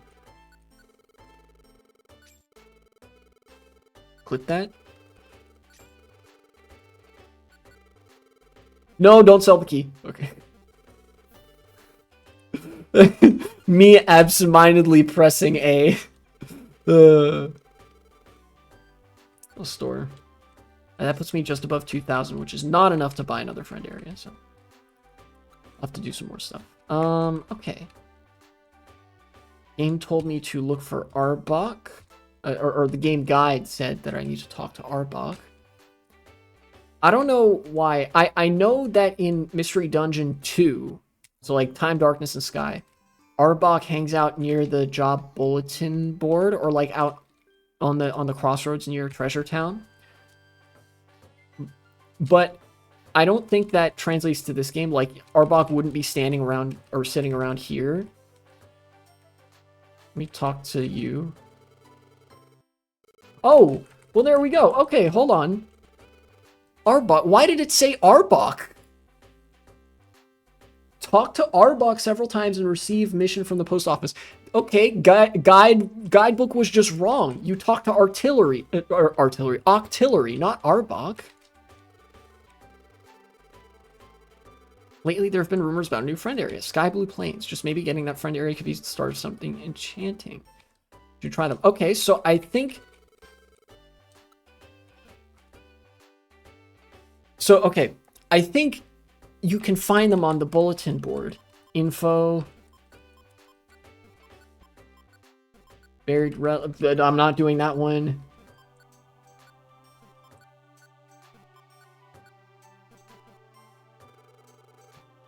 Team Rumble Rock is favorites for our savagery, but we're actually almost only normal rank. It's an embarrassment. Damn, dude.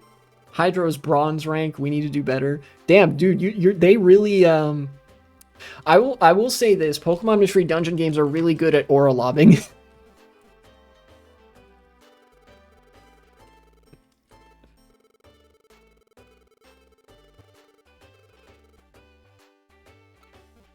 Okay.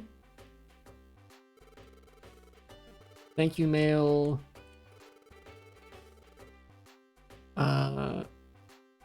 Leave for rescue. Okay. So no, this is just for like multiplayer stuff. This was, by the way, this was one of the only forms of like DS multiplayer, is that if your friend fucking died in a dungeon, you could go save them. I never used that function, funnily enough, but you know. Silent Chasm. I wish I'd had that one earlier. Piffle Valley, Upper Forest, Mount Blaze, Silent Chasm. Okay, none of these are present dungeons of interest to me. So instead, I will take a couple of jobs from the mailbox and just kind of have them sit. For example, I have 3 more jobs open. I'll take this one from Mount Freeze. I'll let that one sit. I think if you have a Tiny Woods mission here, and like nothing else can generate for Tiny Woods, if you have Tiny Woods missions in your mailbox, like if I have this here, another mission can't generate for Tiny Woods 3rd floor. So I'm gonna leave that one there. And I'll take these 2 for now and just let them sit there. Then I will go to... Will I go to Great Canyon? I mean, I have jobs there, but... You know what? I might even, I might actually deactivate those jobs for the time being. Well, first I gotta go visit my homies. Where's Angles? There you are. One team. Make leader.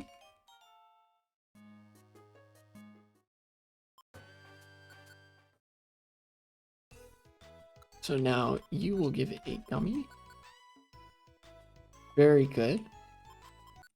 Make leader. Then we will go visit the king.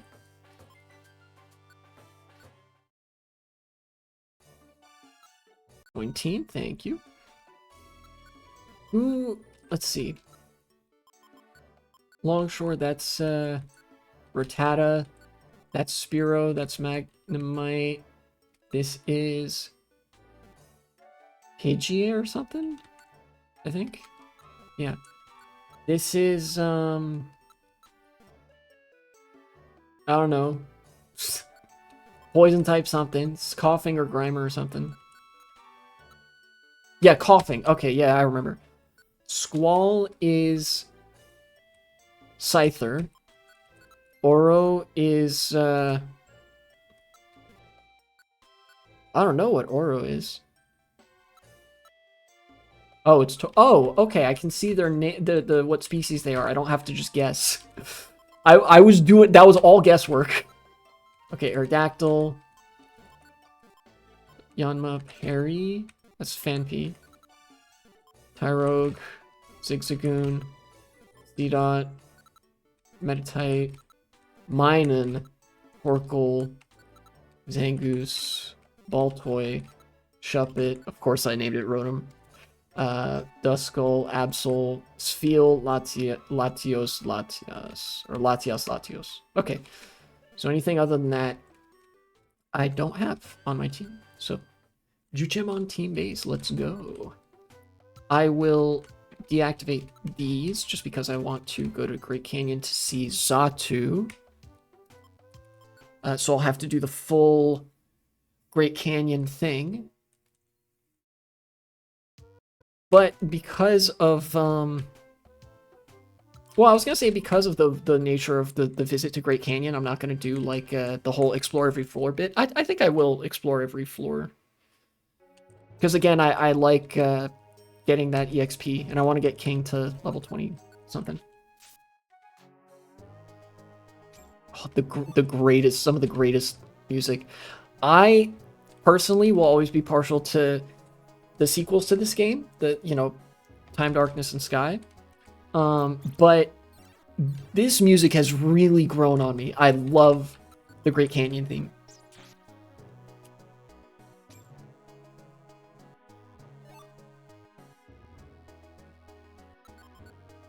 Please hit. Thank you. Very nice.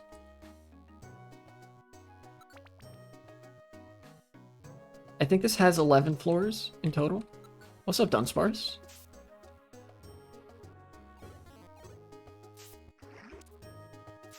Okay, that's rough. So, even in this dungeon, Nidoran is going to have to stay pretty close by.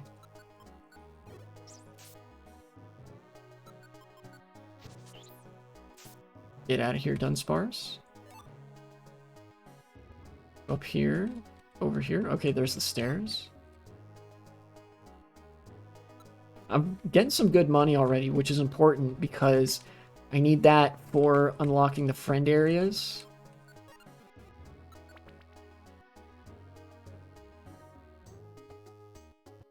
The stairs are right there. I can take them if I want. But again, I'm looking for experience points. I'm looking for money. There's money. Oh, that's huge. Oh my god. 200 money and then 200 more money. Actually massive for what I need to do.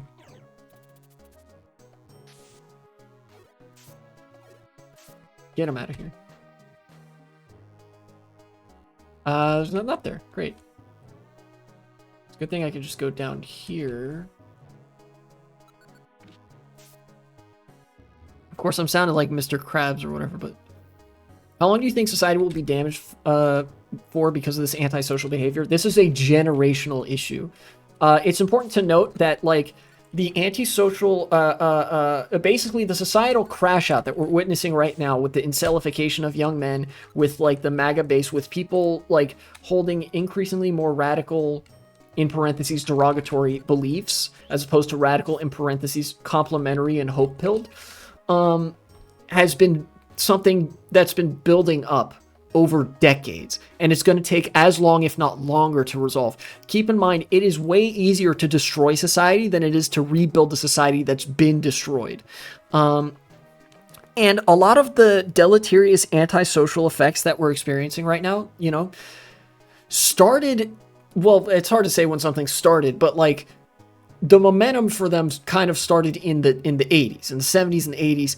There have been a lot of contradictions that have been sharpening for a long time. For example, the increasing amount of alienation from cities, the rot of suburbia and isolation inside the domicile has been going on since the 40s and 50s, right? Which would mean 70 to 80 years that's been building up. The commercialization of the internet and the commercialization, financialization of everything has been going on at least since the 1980s, which is a good 40 years. So it's going to take longer than that to fix those issues.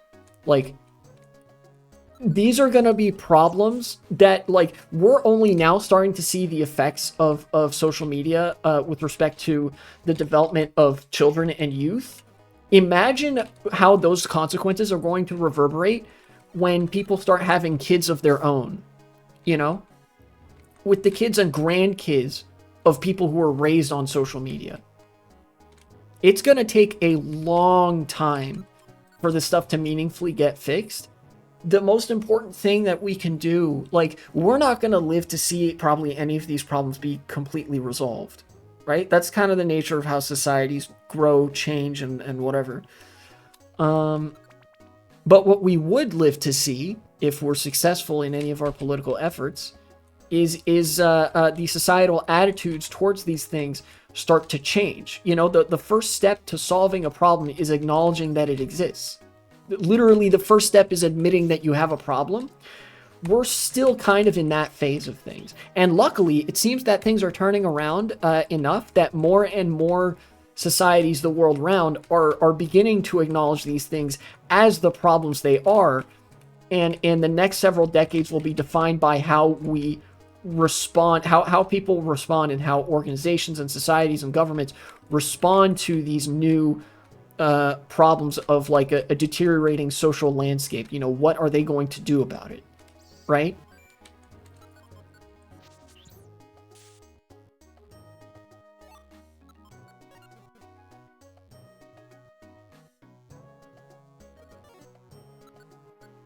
And it is nice that pretty consistently people want to decommercialize the internet. Like, nobody likes the degree to which the internet is just a cesspit of ads. You know? The internet was originally meant to be a, like, revolutionary free means of telecommunication and knowledge sharing, right?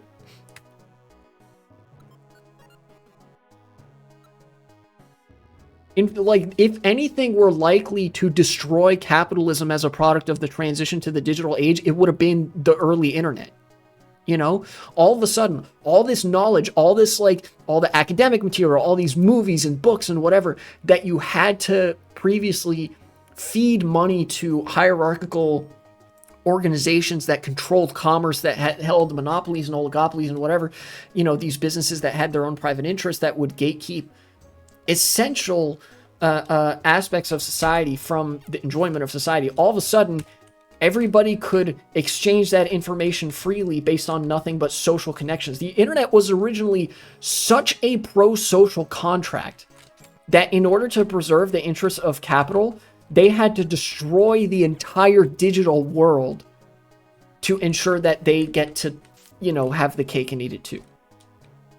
Right? Like, yeah.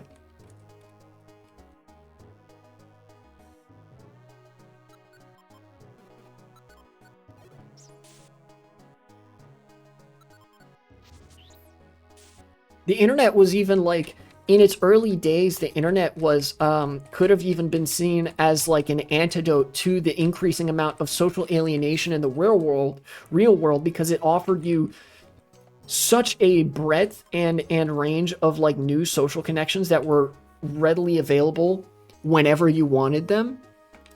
But because that wasn't easily commercialized, they, you know, private companies, once the internet kind of started getting sold off, had to privatize all that, until now, you know, the internet is like a corporate slot machine with 5 big websites or something like that. You know, I'm kind of butchering my analysis of that a little bit, but yeah.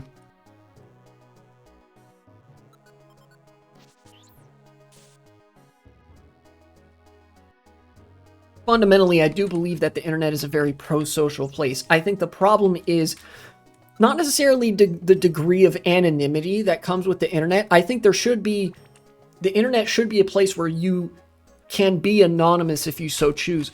But I think engagement is too non-committal. It's too easy to just be a professional hater, drop some shit, and then leave, you know? It didn't used to be that easy.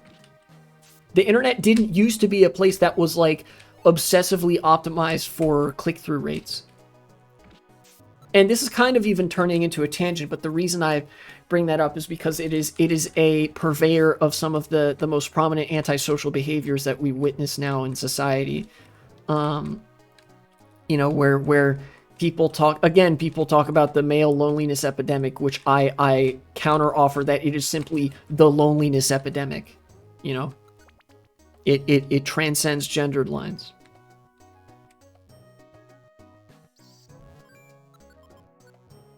Bottom line being, it's going to take a long time to fix these contradictions.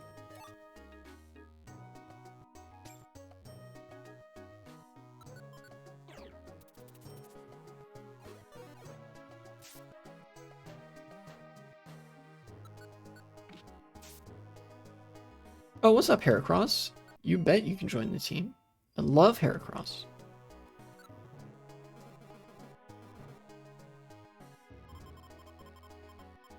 I will name you Hestia.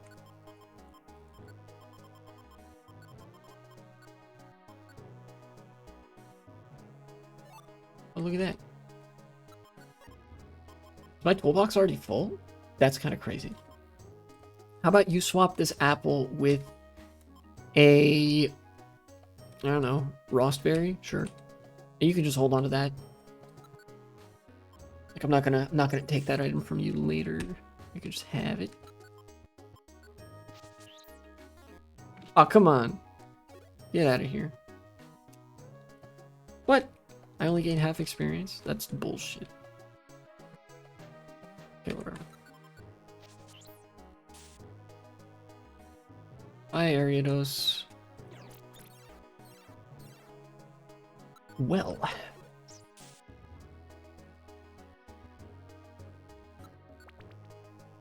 I think, actually, to offer some hope pill to this, because I realize a lot of that analysis was very black pilling. I think the reorientation towards local politics, while it doesn't speak positively for the fate of America as an empire, right? Because people start to recognize how useless of a vehicle the federal government is, and how, like, how this is an empire in decline and whatnot. I think there's there's a very, very positive dimension to the reorientation of politics towards the local level, which is that it provides it's people are starting to pay attention at a more human scale that is more inherently pro-social. You know, like, people are starting to genuinely care about local politics again. You know, and I think that's huge for starting to address the, like, anti-sociality crisis that we're kind of gripped with right now. You know, so we're starting to address it a little bit right now, in some ways.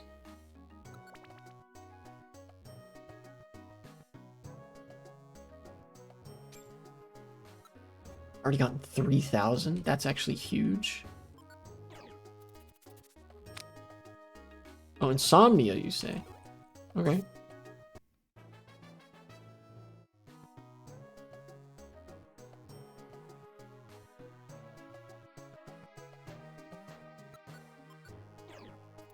Get him out of here.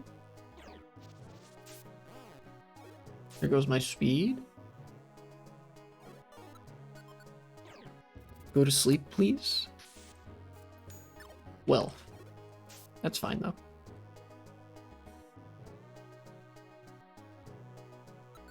Hello? Hey, level 43. Nice.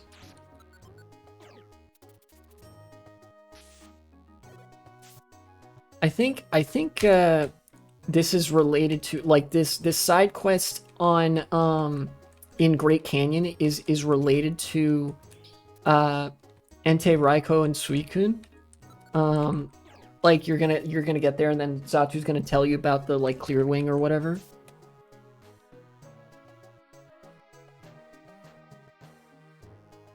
It's either 11 or 13 floors here. I don't remember which.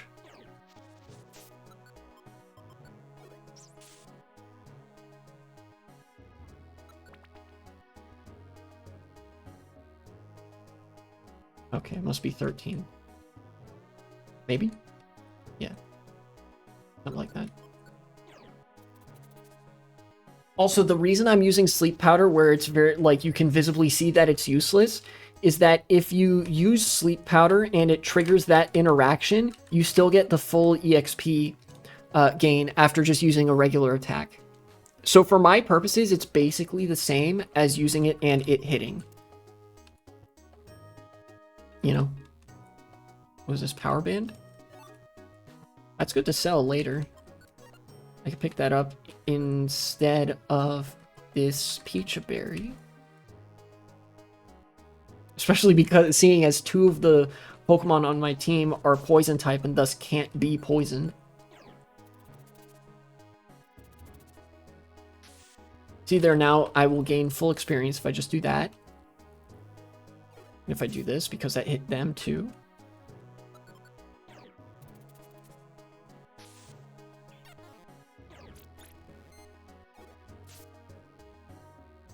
How far is the king from leveling up? 5,000 experience points? Okay.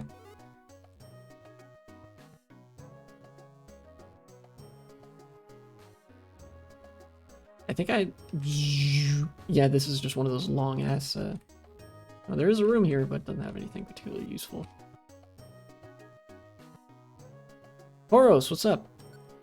Get out of here.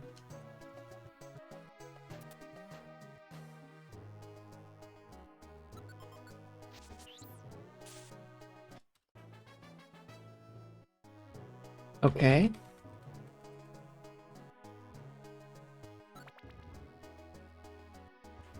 I didn't mean to skip that battle, but okay. Apple. I'm taking a page out of the fucking They Might Be Giants, Here Come the ABCs. He's eating off the ground. Anybody know about the They Might Be Giants? Yeah, Here Come the ABCs. I think when I was a kid, I think there was like a short movie, like a kids feature for They Might Be Giants, Here Come the ABCs. Like, They Might Be Giants is a band. They make music. And like, I remember there was a bunch of videos, like, it was a short movie, like, educational movie about, like, the alphabet. Not just teaching kids the ABCs, but also, like, yeah, these letters actually make different sounds depending on when you use them, and there's, like, here's all the words that can be spelled with it. It was really nice. I liked it. It was also very funny. It had this sort of, that sort of charm. And there was one song that I remember as being particularly funny called E Eats Everything. And the chorus of the song was just like, E eats everything. That was the line. And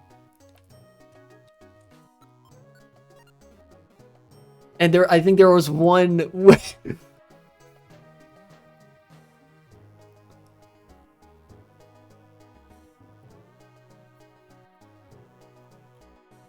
I forget what the other 2 lines were, but it was like he's eating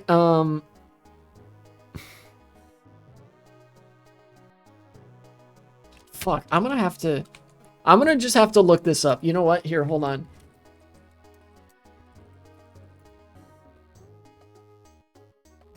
What are the lyrics to this? It was really funny. Where's oh,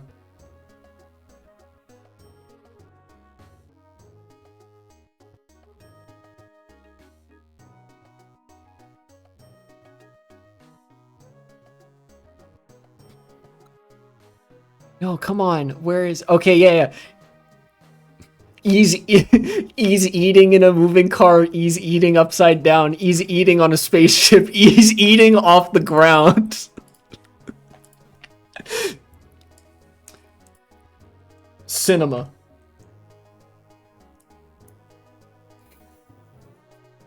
Greatest song of all time.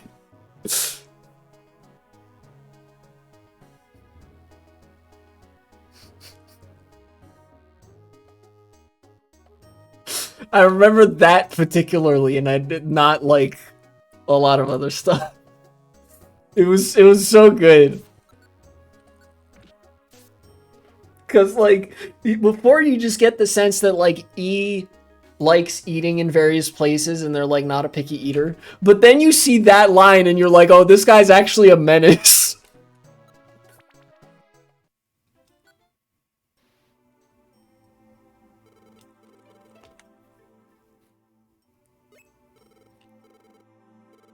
And then at the end they hit you with the Z eats E's. Like just fucking cannibalism, I guess.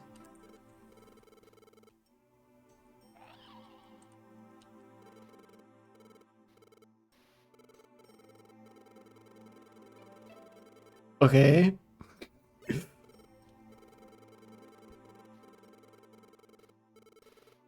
The 3 legendary dogs, yeah. That would be Fiery Field. Yep.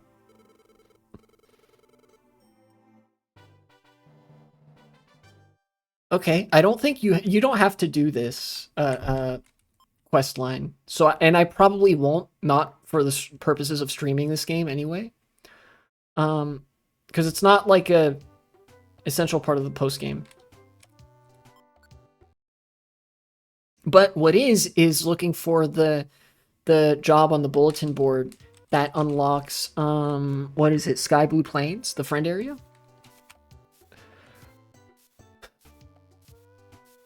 Talk to Arbok multiple times. No, there's no Arbok. You're getting your games mixed up. Check mail. Slugma? What's Slugma, you may ask? Many are asking this. More at 11. Okay, now I'll activate these jobs again. But I think what I actually want to do is just go start getting my stuff ready for another expedition and look on the job bulletin board. And if there is something where I unlock Sky Blue Plains, I'm going to take that as first priority and just go do that. Actually, what do I want to store? An apple, the gravel rock. Okay, gravel rocks. I have a couple things that I want to store.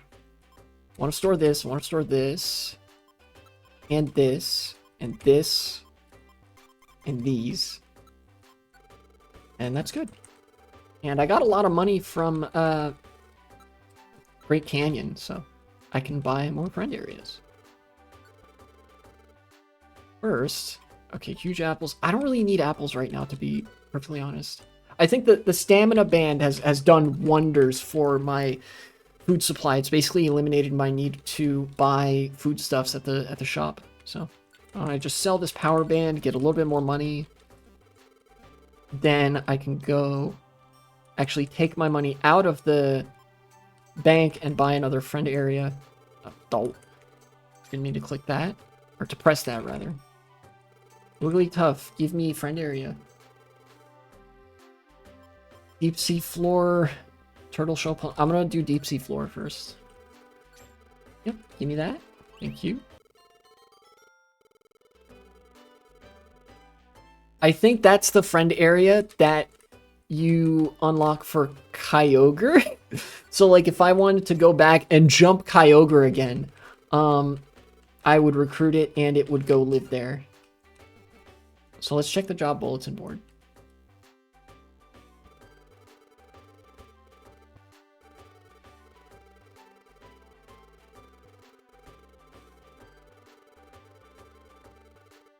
Talk to Octillery again to manifest that. Info. Special band question mark. He'll see question mark. Cross band question mark. Question mark. Okay, so nothing that would unlock the friend area. So for now, I just go do some of the jobs that I have. Thunderwave Cave. I don't really care about having Thunderwave Cave active. I might just take something else as well. Magma Cavern, Mount Blaze, Sinister Wood. That's a lot of Sinister Woods, but they're delivery missions, so I don't really care about that. If there's a mission for another dungeon that is already on the job list, I will delete the Thunderwave Cave one. Chasm. Stormy Sea. Okay, that one's important. Pitfall Valley I could take too, but yeah, delete Thunderwave Cave, pick up Stormy Sea, and then that was silently. Wait, don't I have Sinister Forest or Sinister Woods, not Sinister Forest. Who's ready for me to go straight back to Great Canyon? Because there's a job. Yeah, Sinister Woods. But again, that's the delivery missions, huh? Alright, Great Canyon. Again.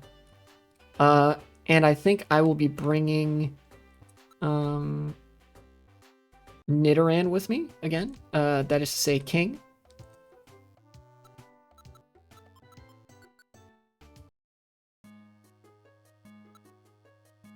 Join team. Make leader.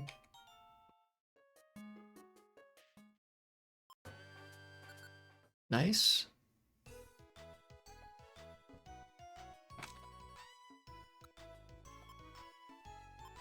Give Gummy. There we go. Attack rose by 1 and special attack rose by 1. All right. Very nice.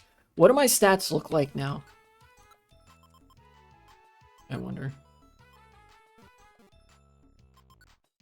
And never mind. Friend, go visit the king. Summary. Yeah, almost level 21, so this could very well be the last adventure I do with the king. Until I consider them to be, like, strong enough that I move on to somebody else. To go on expeditions with here. So, Great Canyon. Oh, now I can actually check to see what my stats look like. 86, 70, 86, 75. What about you? 67, 70, 67, 70, 62. Okay. So significantly higher. Angles is a level higher than me. So those gummies are having a pretty significant effect.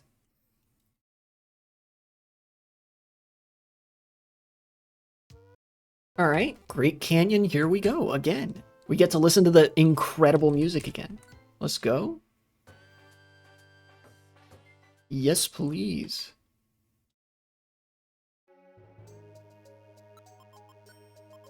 Hell yeah, 7th floor, 10th floor, no problem, baby. I'm gonna explore the whole place again because this music is awesome, and I'm still looking for money to buy additional friend areas so that more dungeons can be unlocked, and so potentially the post-game can advance further. I legitimately don't know what the trigger is to get Sky Blue Plains, or to get a mission that would unlock Sky Blue Plains. I just hope I find it on the job bulletin board soon enough.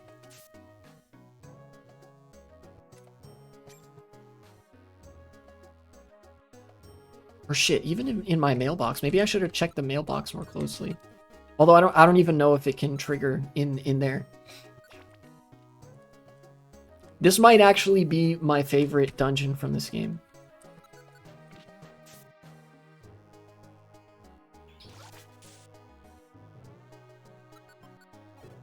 Like, in terms of the Pokemon that appear here as well, you know?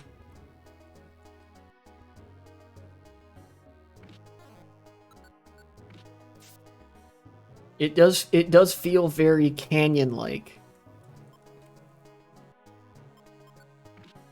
You know, steep cliff-like walls with water lining the basin. And a bunch of Pokemon that would be, I guess, pretty appropriate to the climate, right? You've got the roaming Skiploom, the dandelions blowing in the wind. You've got the Roadrunners who, you know, prefer this kind of climate anyways. You've got the owls, the token night predator. And you've got you've got Tauros, the bull, which is actually, I feel like, inspired by the American West. It's kind of crazy, you know. We were talking about in the other stream, Pokemon, which like real world locations that Pokemon games took inspiration from. I think this is a Pokemon game, like having this biome, I think inherently is taking some degree of inspiration from the United States Southwest, you know, and like the Great Canyon, like the region surrounding that.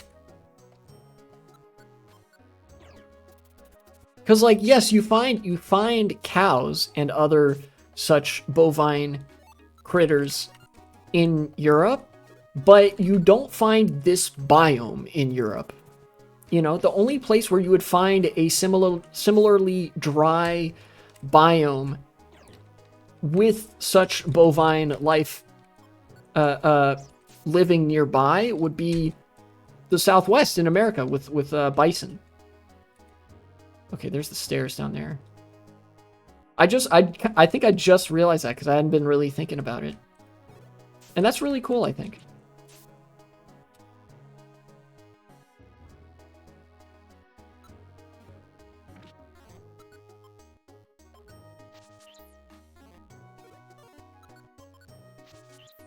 Notably, if a move misses, that you don't get the EXP benefit. So if I regular attacked there, I would have just gotten like 27 experience. Already at 500, that's pretty good.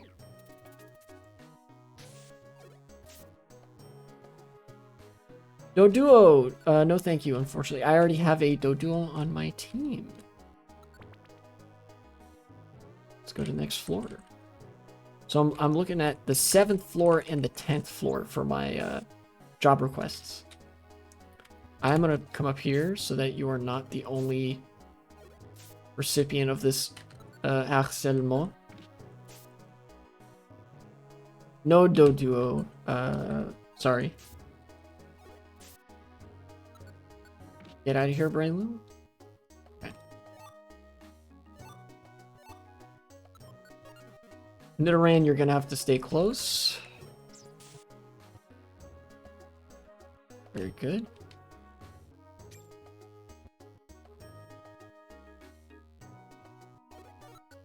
Even just holding the B button to run, you go fucking super speed in this game.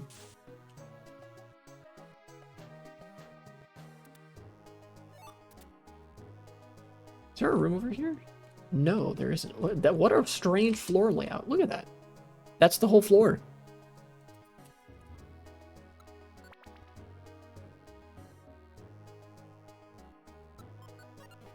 This floor? You know, it's crazy that I'm only just now thinking of this, but I kind of wonder if there was any, if there's any, like, speed up action replay code that would speed up the game in a different way than would happen if I just held down the spacebar. Because it'd be nice if the game went a little faster, but at the same time, I don't want the music to get completely butchered as a result, you know?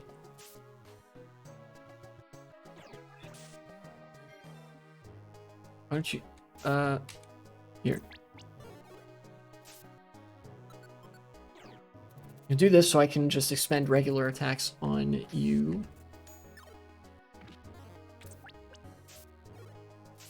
Don't worry about it, and... Alright, very nice.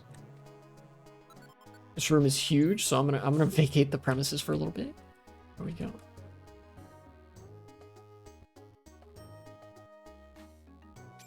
Okay, I think I know the layout of this floor, what it's gonna be, more or less.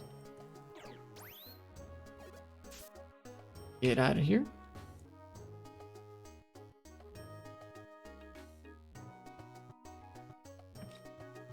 Oh, I can go this way. That's nutty.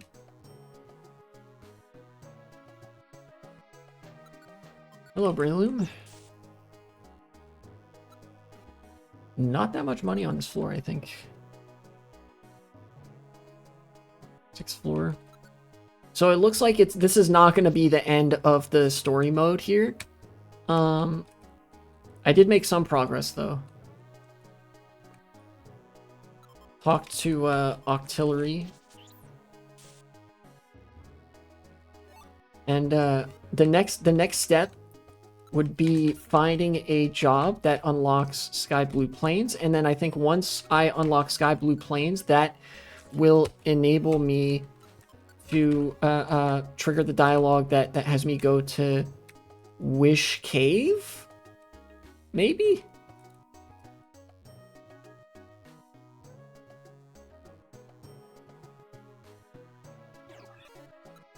I don't remember for sure how that works, but I know that, like, Gengar is involved, so I think there's a point where I have to talk to Gengar first.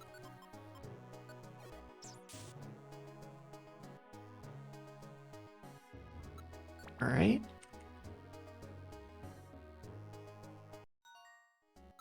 Alright, destination floor. Actually, there was actually no money on the previous floor, which is kind of wild.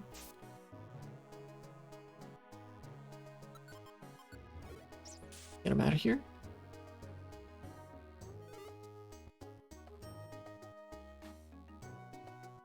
Ah! Nidorino, there you are. Hello. I'm sitting at the Pelipper post office, very good. No, I will keep exploring. I will swap this out for a Rossberry because that's more useful to me than a Rossberry right now.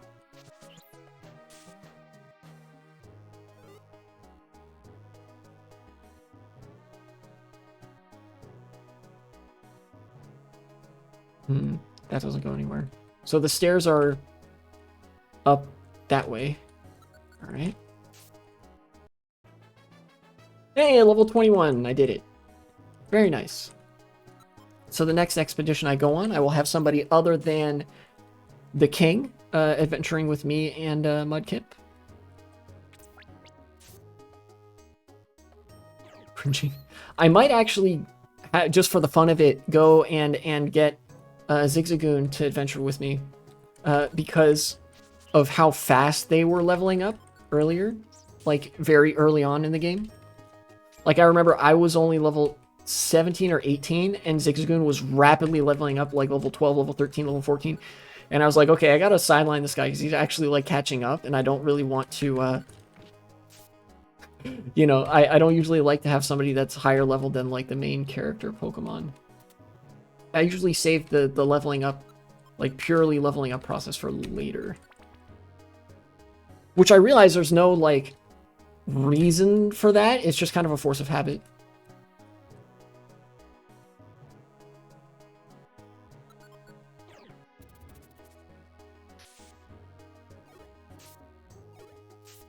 Nice. Each a berry. Don't care much about that. Money, finally.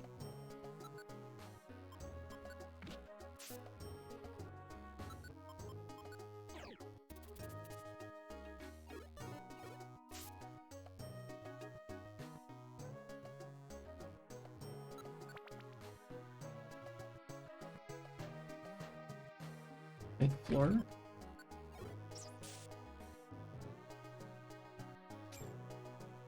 More money, nice. Step. I don't have room for that? Interesting. Maybe I'll just eat one of these and then you pick that up. Very good. Okay, okay. No. What's over here? Stairs? More money? Nice. Okay, now we're getting to the point where I'm like a little bit satisfied with the amount of money I've collected in this dungeon. The king, please come this way.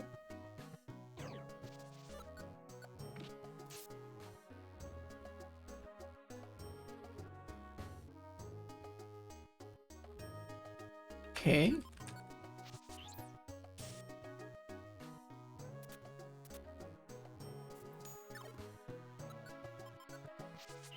Razor Leaf again. Let me get this cleared. There we go.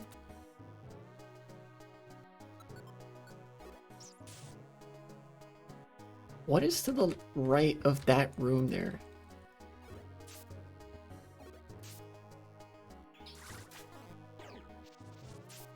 Really? Team's making me do all the heavy lifting because they all miss.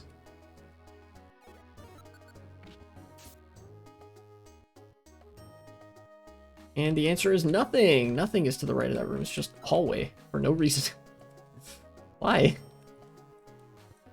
The layout of these dungeons in the first iteration of Pokemon Mystery Dungeon was very goofy. Oh, well, there's Ditto. That's pretty easy.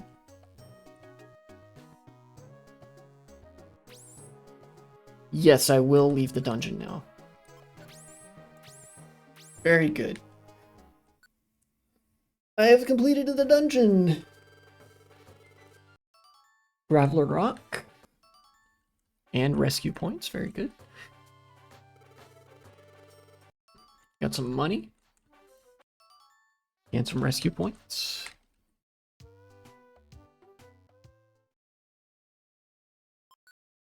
I'm just going to hold speed up through that. That makes the saving the game process go a lot faster.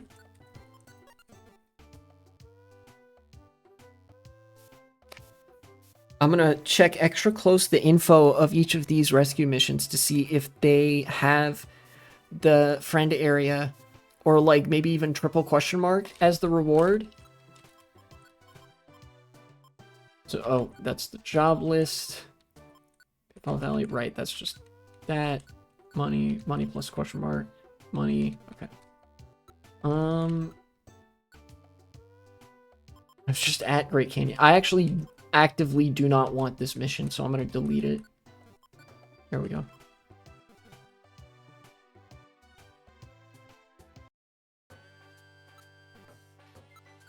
All right, what am I storing versus what am I selling? I'm definitely selling the power band. Storing these and this, these, 3 of these, and that. Okay. Yes, put those away. Nope. Take things out of storage, please. I'm taking these out of storage. And that's it, I think. Yeah. Okay.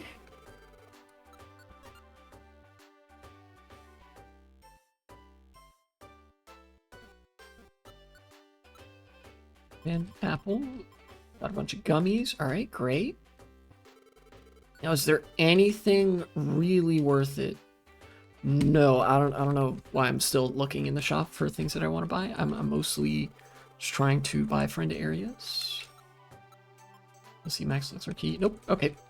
How much money do I have in the bank? 526. Store that. I don't think that's even enough to buy a friend area, so here, let me check. What's the range that we're looking at? Yeah, 3,500 to 5,500 is what I'm looking at. Okay.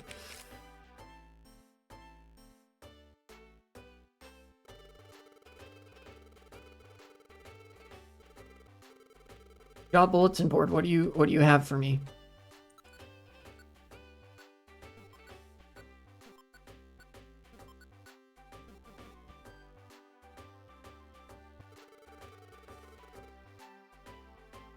I'm gonna look this up.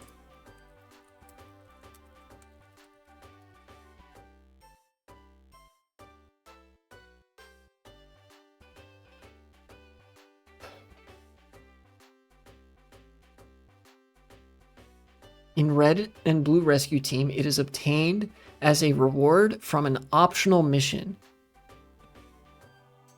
In Rescue Team DX, it's given away for free. Okay.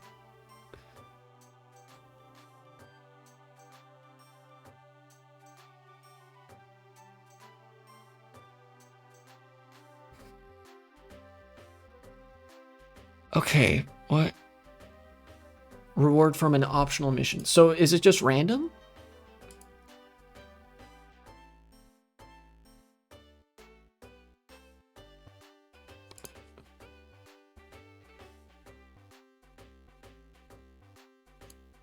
You can only get Sky Blue Plains.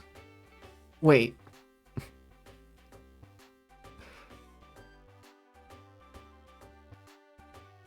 Hold on.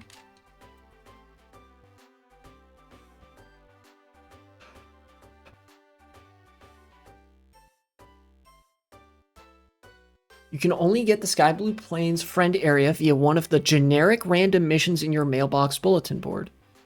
Or on the bulletin board. If you're having trouble or don't want to waste days finding it, you can get a mission via Wonder Mail. This is just a random Reddit post.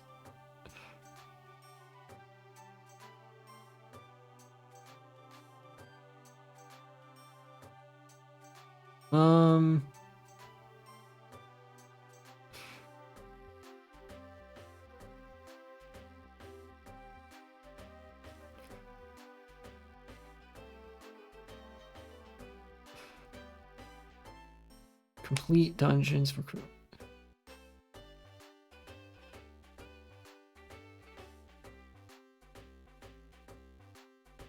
Codes? What?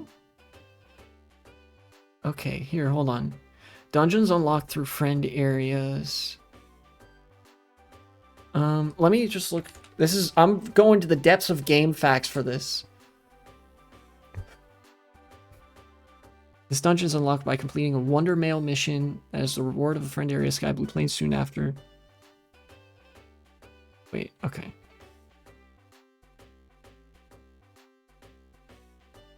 Without a Wonder Mail code, be covered here. So I have to have a Wonder Mail code? No, it's random. They said it could be like a... Here, hold on.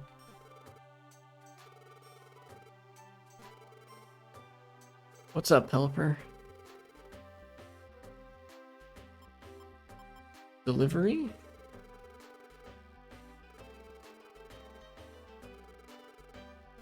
No, okay. If it's a random mission, then I might just give myself the Wonder Code. I don't know. Here, okay. Wait, this is it! I spent all that time looking for it, and this is it. It says right there, somebody please escort me. Just random escort mission on Mount Steel. Reward friend area. What? All right, that's crazy. I guess we're going to Mount Steel. Let's pick up a couple jobs from the bulletin board for other places. Let's see, Sinister Woods, sure. Northern Range, Stormy Sea, sure. That's 4 on Stormy Sea. All right, that got a lot easier. I guess I'll do that mission, and then I'll end the stream. That's a nice resolution, I think. Who's the team? Just me? All right, let's go grab angles and join team. Very good. Make leader.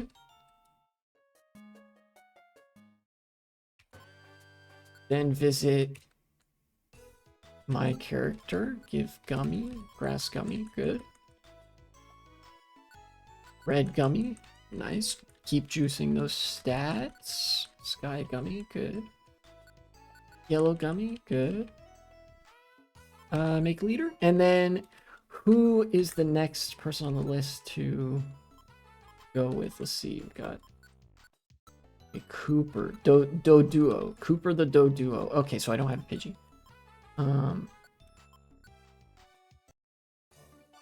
This is going to be kind of rough because Doduo has that shit-ass ability that makes them run away when they're at low health. A little bit rough, but we'll make it work. And it's going to be Mount Steel, which is a really low-level area anyway. Even being level 17 is, like, really over-leveled for Mount Steel. All right, let's go unlock this friend area. Sunkern joined the team. Very nice. Starting it off with Pokemon right there. Get out of here, Zigzagoon.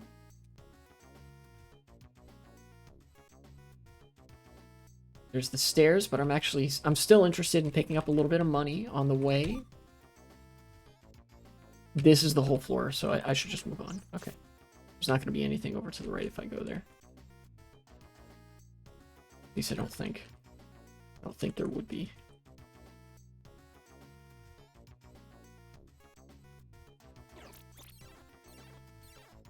Oh, come on. Oh, moves. Moves. Okay. Wonder tile, perfect.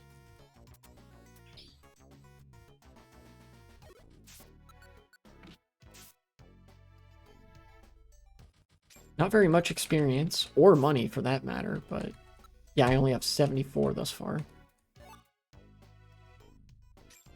And make that 148. There goes Spiro. I gotta be extra careful with Sunkern, even in a dungeon like this. 12 HP is fucking rough.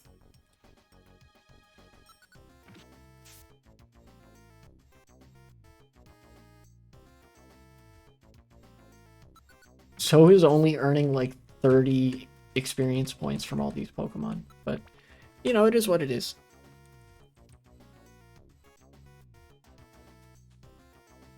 You can take care of that, Aeron. I will just take care of this one. Very good, thank you. There's the stairs.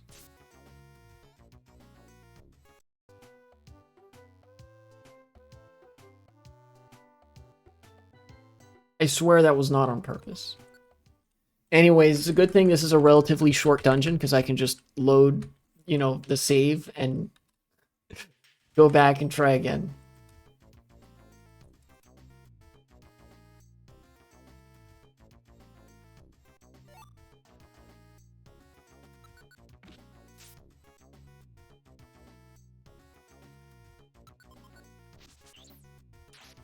Certified escort mission moment.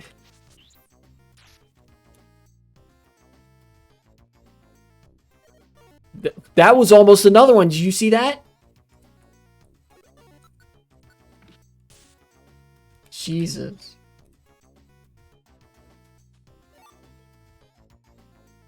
I might clip that later. The fucking one that wasn't even a move. That was not like it used tackle or anything. That was his default regular attack. And it killed Sunkern from full. Holy shit. Truly the most weakest, like... Oh, man. Well, whatever. And they fixed that in later games, by the way. In later games, the Pokemon that accompany you on escort missions are higher leveled. But not in this game.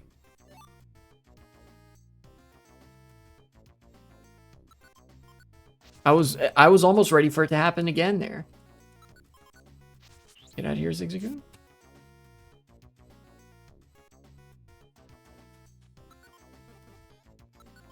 I'd be facing that way first, not like Floors of Sky. Well, I don't hit anyways. Great.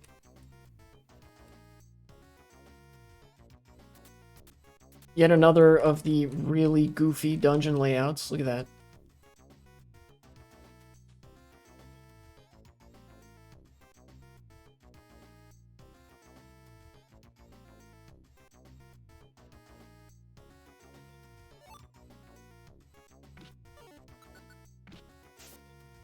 Get out of here. No money? Wow, there's really not that many items in this dungeon, I'm now noticing. On the second floor, I've only picked up like 2 or 3 items.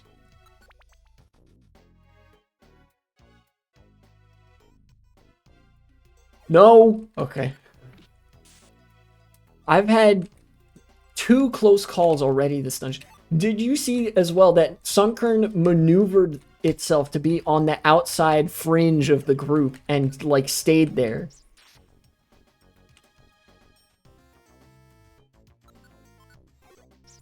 Dude, the AI is like has anybody...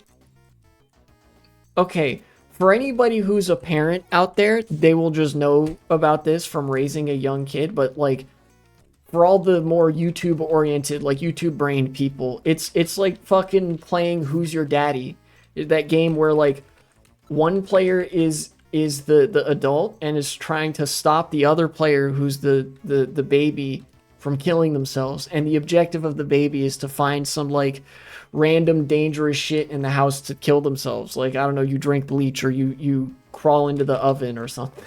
You know? I am unaffected. Nice.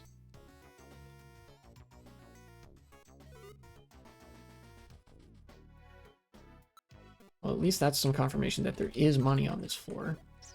Give me. Thank you.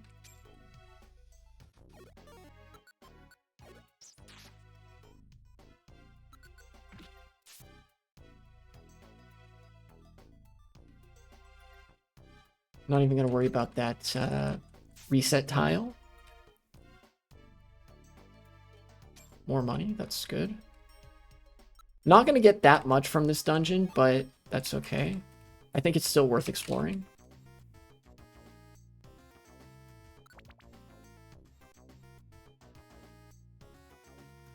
Fifth floor. This is a really big room.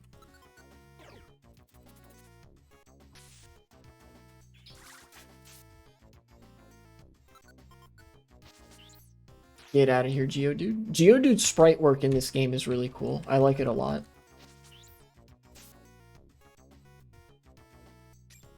Nice, got the money.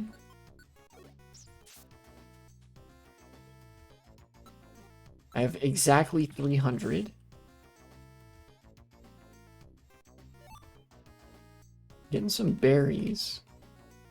I guess it makes sense that there's not that many items because of how early this dungeon occurs in the game, but I think I might be remembering incorrectly, but I think in other Pokemon Mystery Dungeon games, the early dungeons have more items. They might be like lower caliber items, but like still a decent amount of items for what it's worth, you know? I don't know. That could be like me misremembering, but I feel like that was a thing. Well, if you're just walking up, you know, lining up to get hit by it, then sure. I'll just have to not miss every time. All right, great.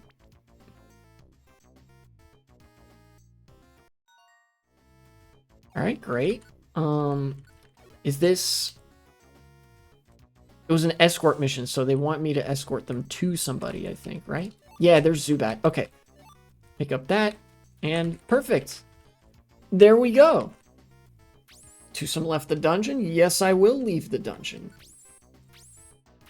All right. It took 2 attempts because of 1 regular attack at a bad time, but nonetheless. You can now go to Boulder Cave. Okay, that's not the friend area that I was thinking it would be, but that is nonetheless a friend area.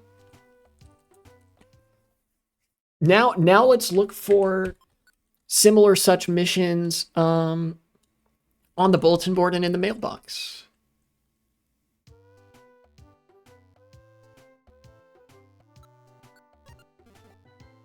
Save the game. In fact, I think if the mailbox doesn't have any missions like that, I might just delete all the missions that are in there. Let's see, none of these have it, right? Yeah, that's just money. Well, that's a lot of money. Okay. So none of the missions I currently have would unlock a friend area. I'll go back into the house and save the game and save state. Now this is done. If I really wanted to, what I could do is save state or save the game before Pelipper comes and drops the mail and try to cheese it by loading over and over again, but I don't really feel like doing that. I don't think that's in the spirit of playing the game. Check mail. Yeah, just 200 money. Brown gummy, question mark. Yeah, okay, none of these have what I'm looking for.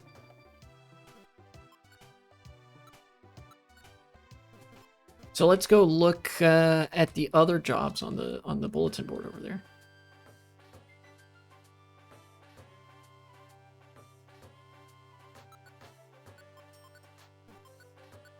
None of that. No. No. No. No. No. Okay, no friend areas on offer this time. So since that's the case, I might just end the stream there. I will worry about taking care of all my items and stuff next time. But I figured out what you're supposed to do now, at the very least. Yeah. So what I am gonna do is I will take all these missions. I'll activate all of them, like so. And then first thing next stream, I will head out for what, you know, in terms of gameplay, first thing next stream, I will head out for Stormy Sea. All right. And now I will raid somebody who is live. Aoife B, Movie Sunday. You bet I'm gonna raid Aoife. Yay. All right. Enjoy. I'll see you guys next time.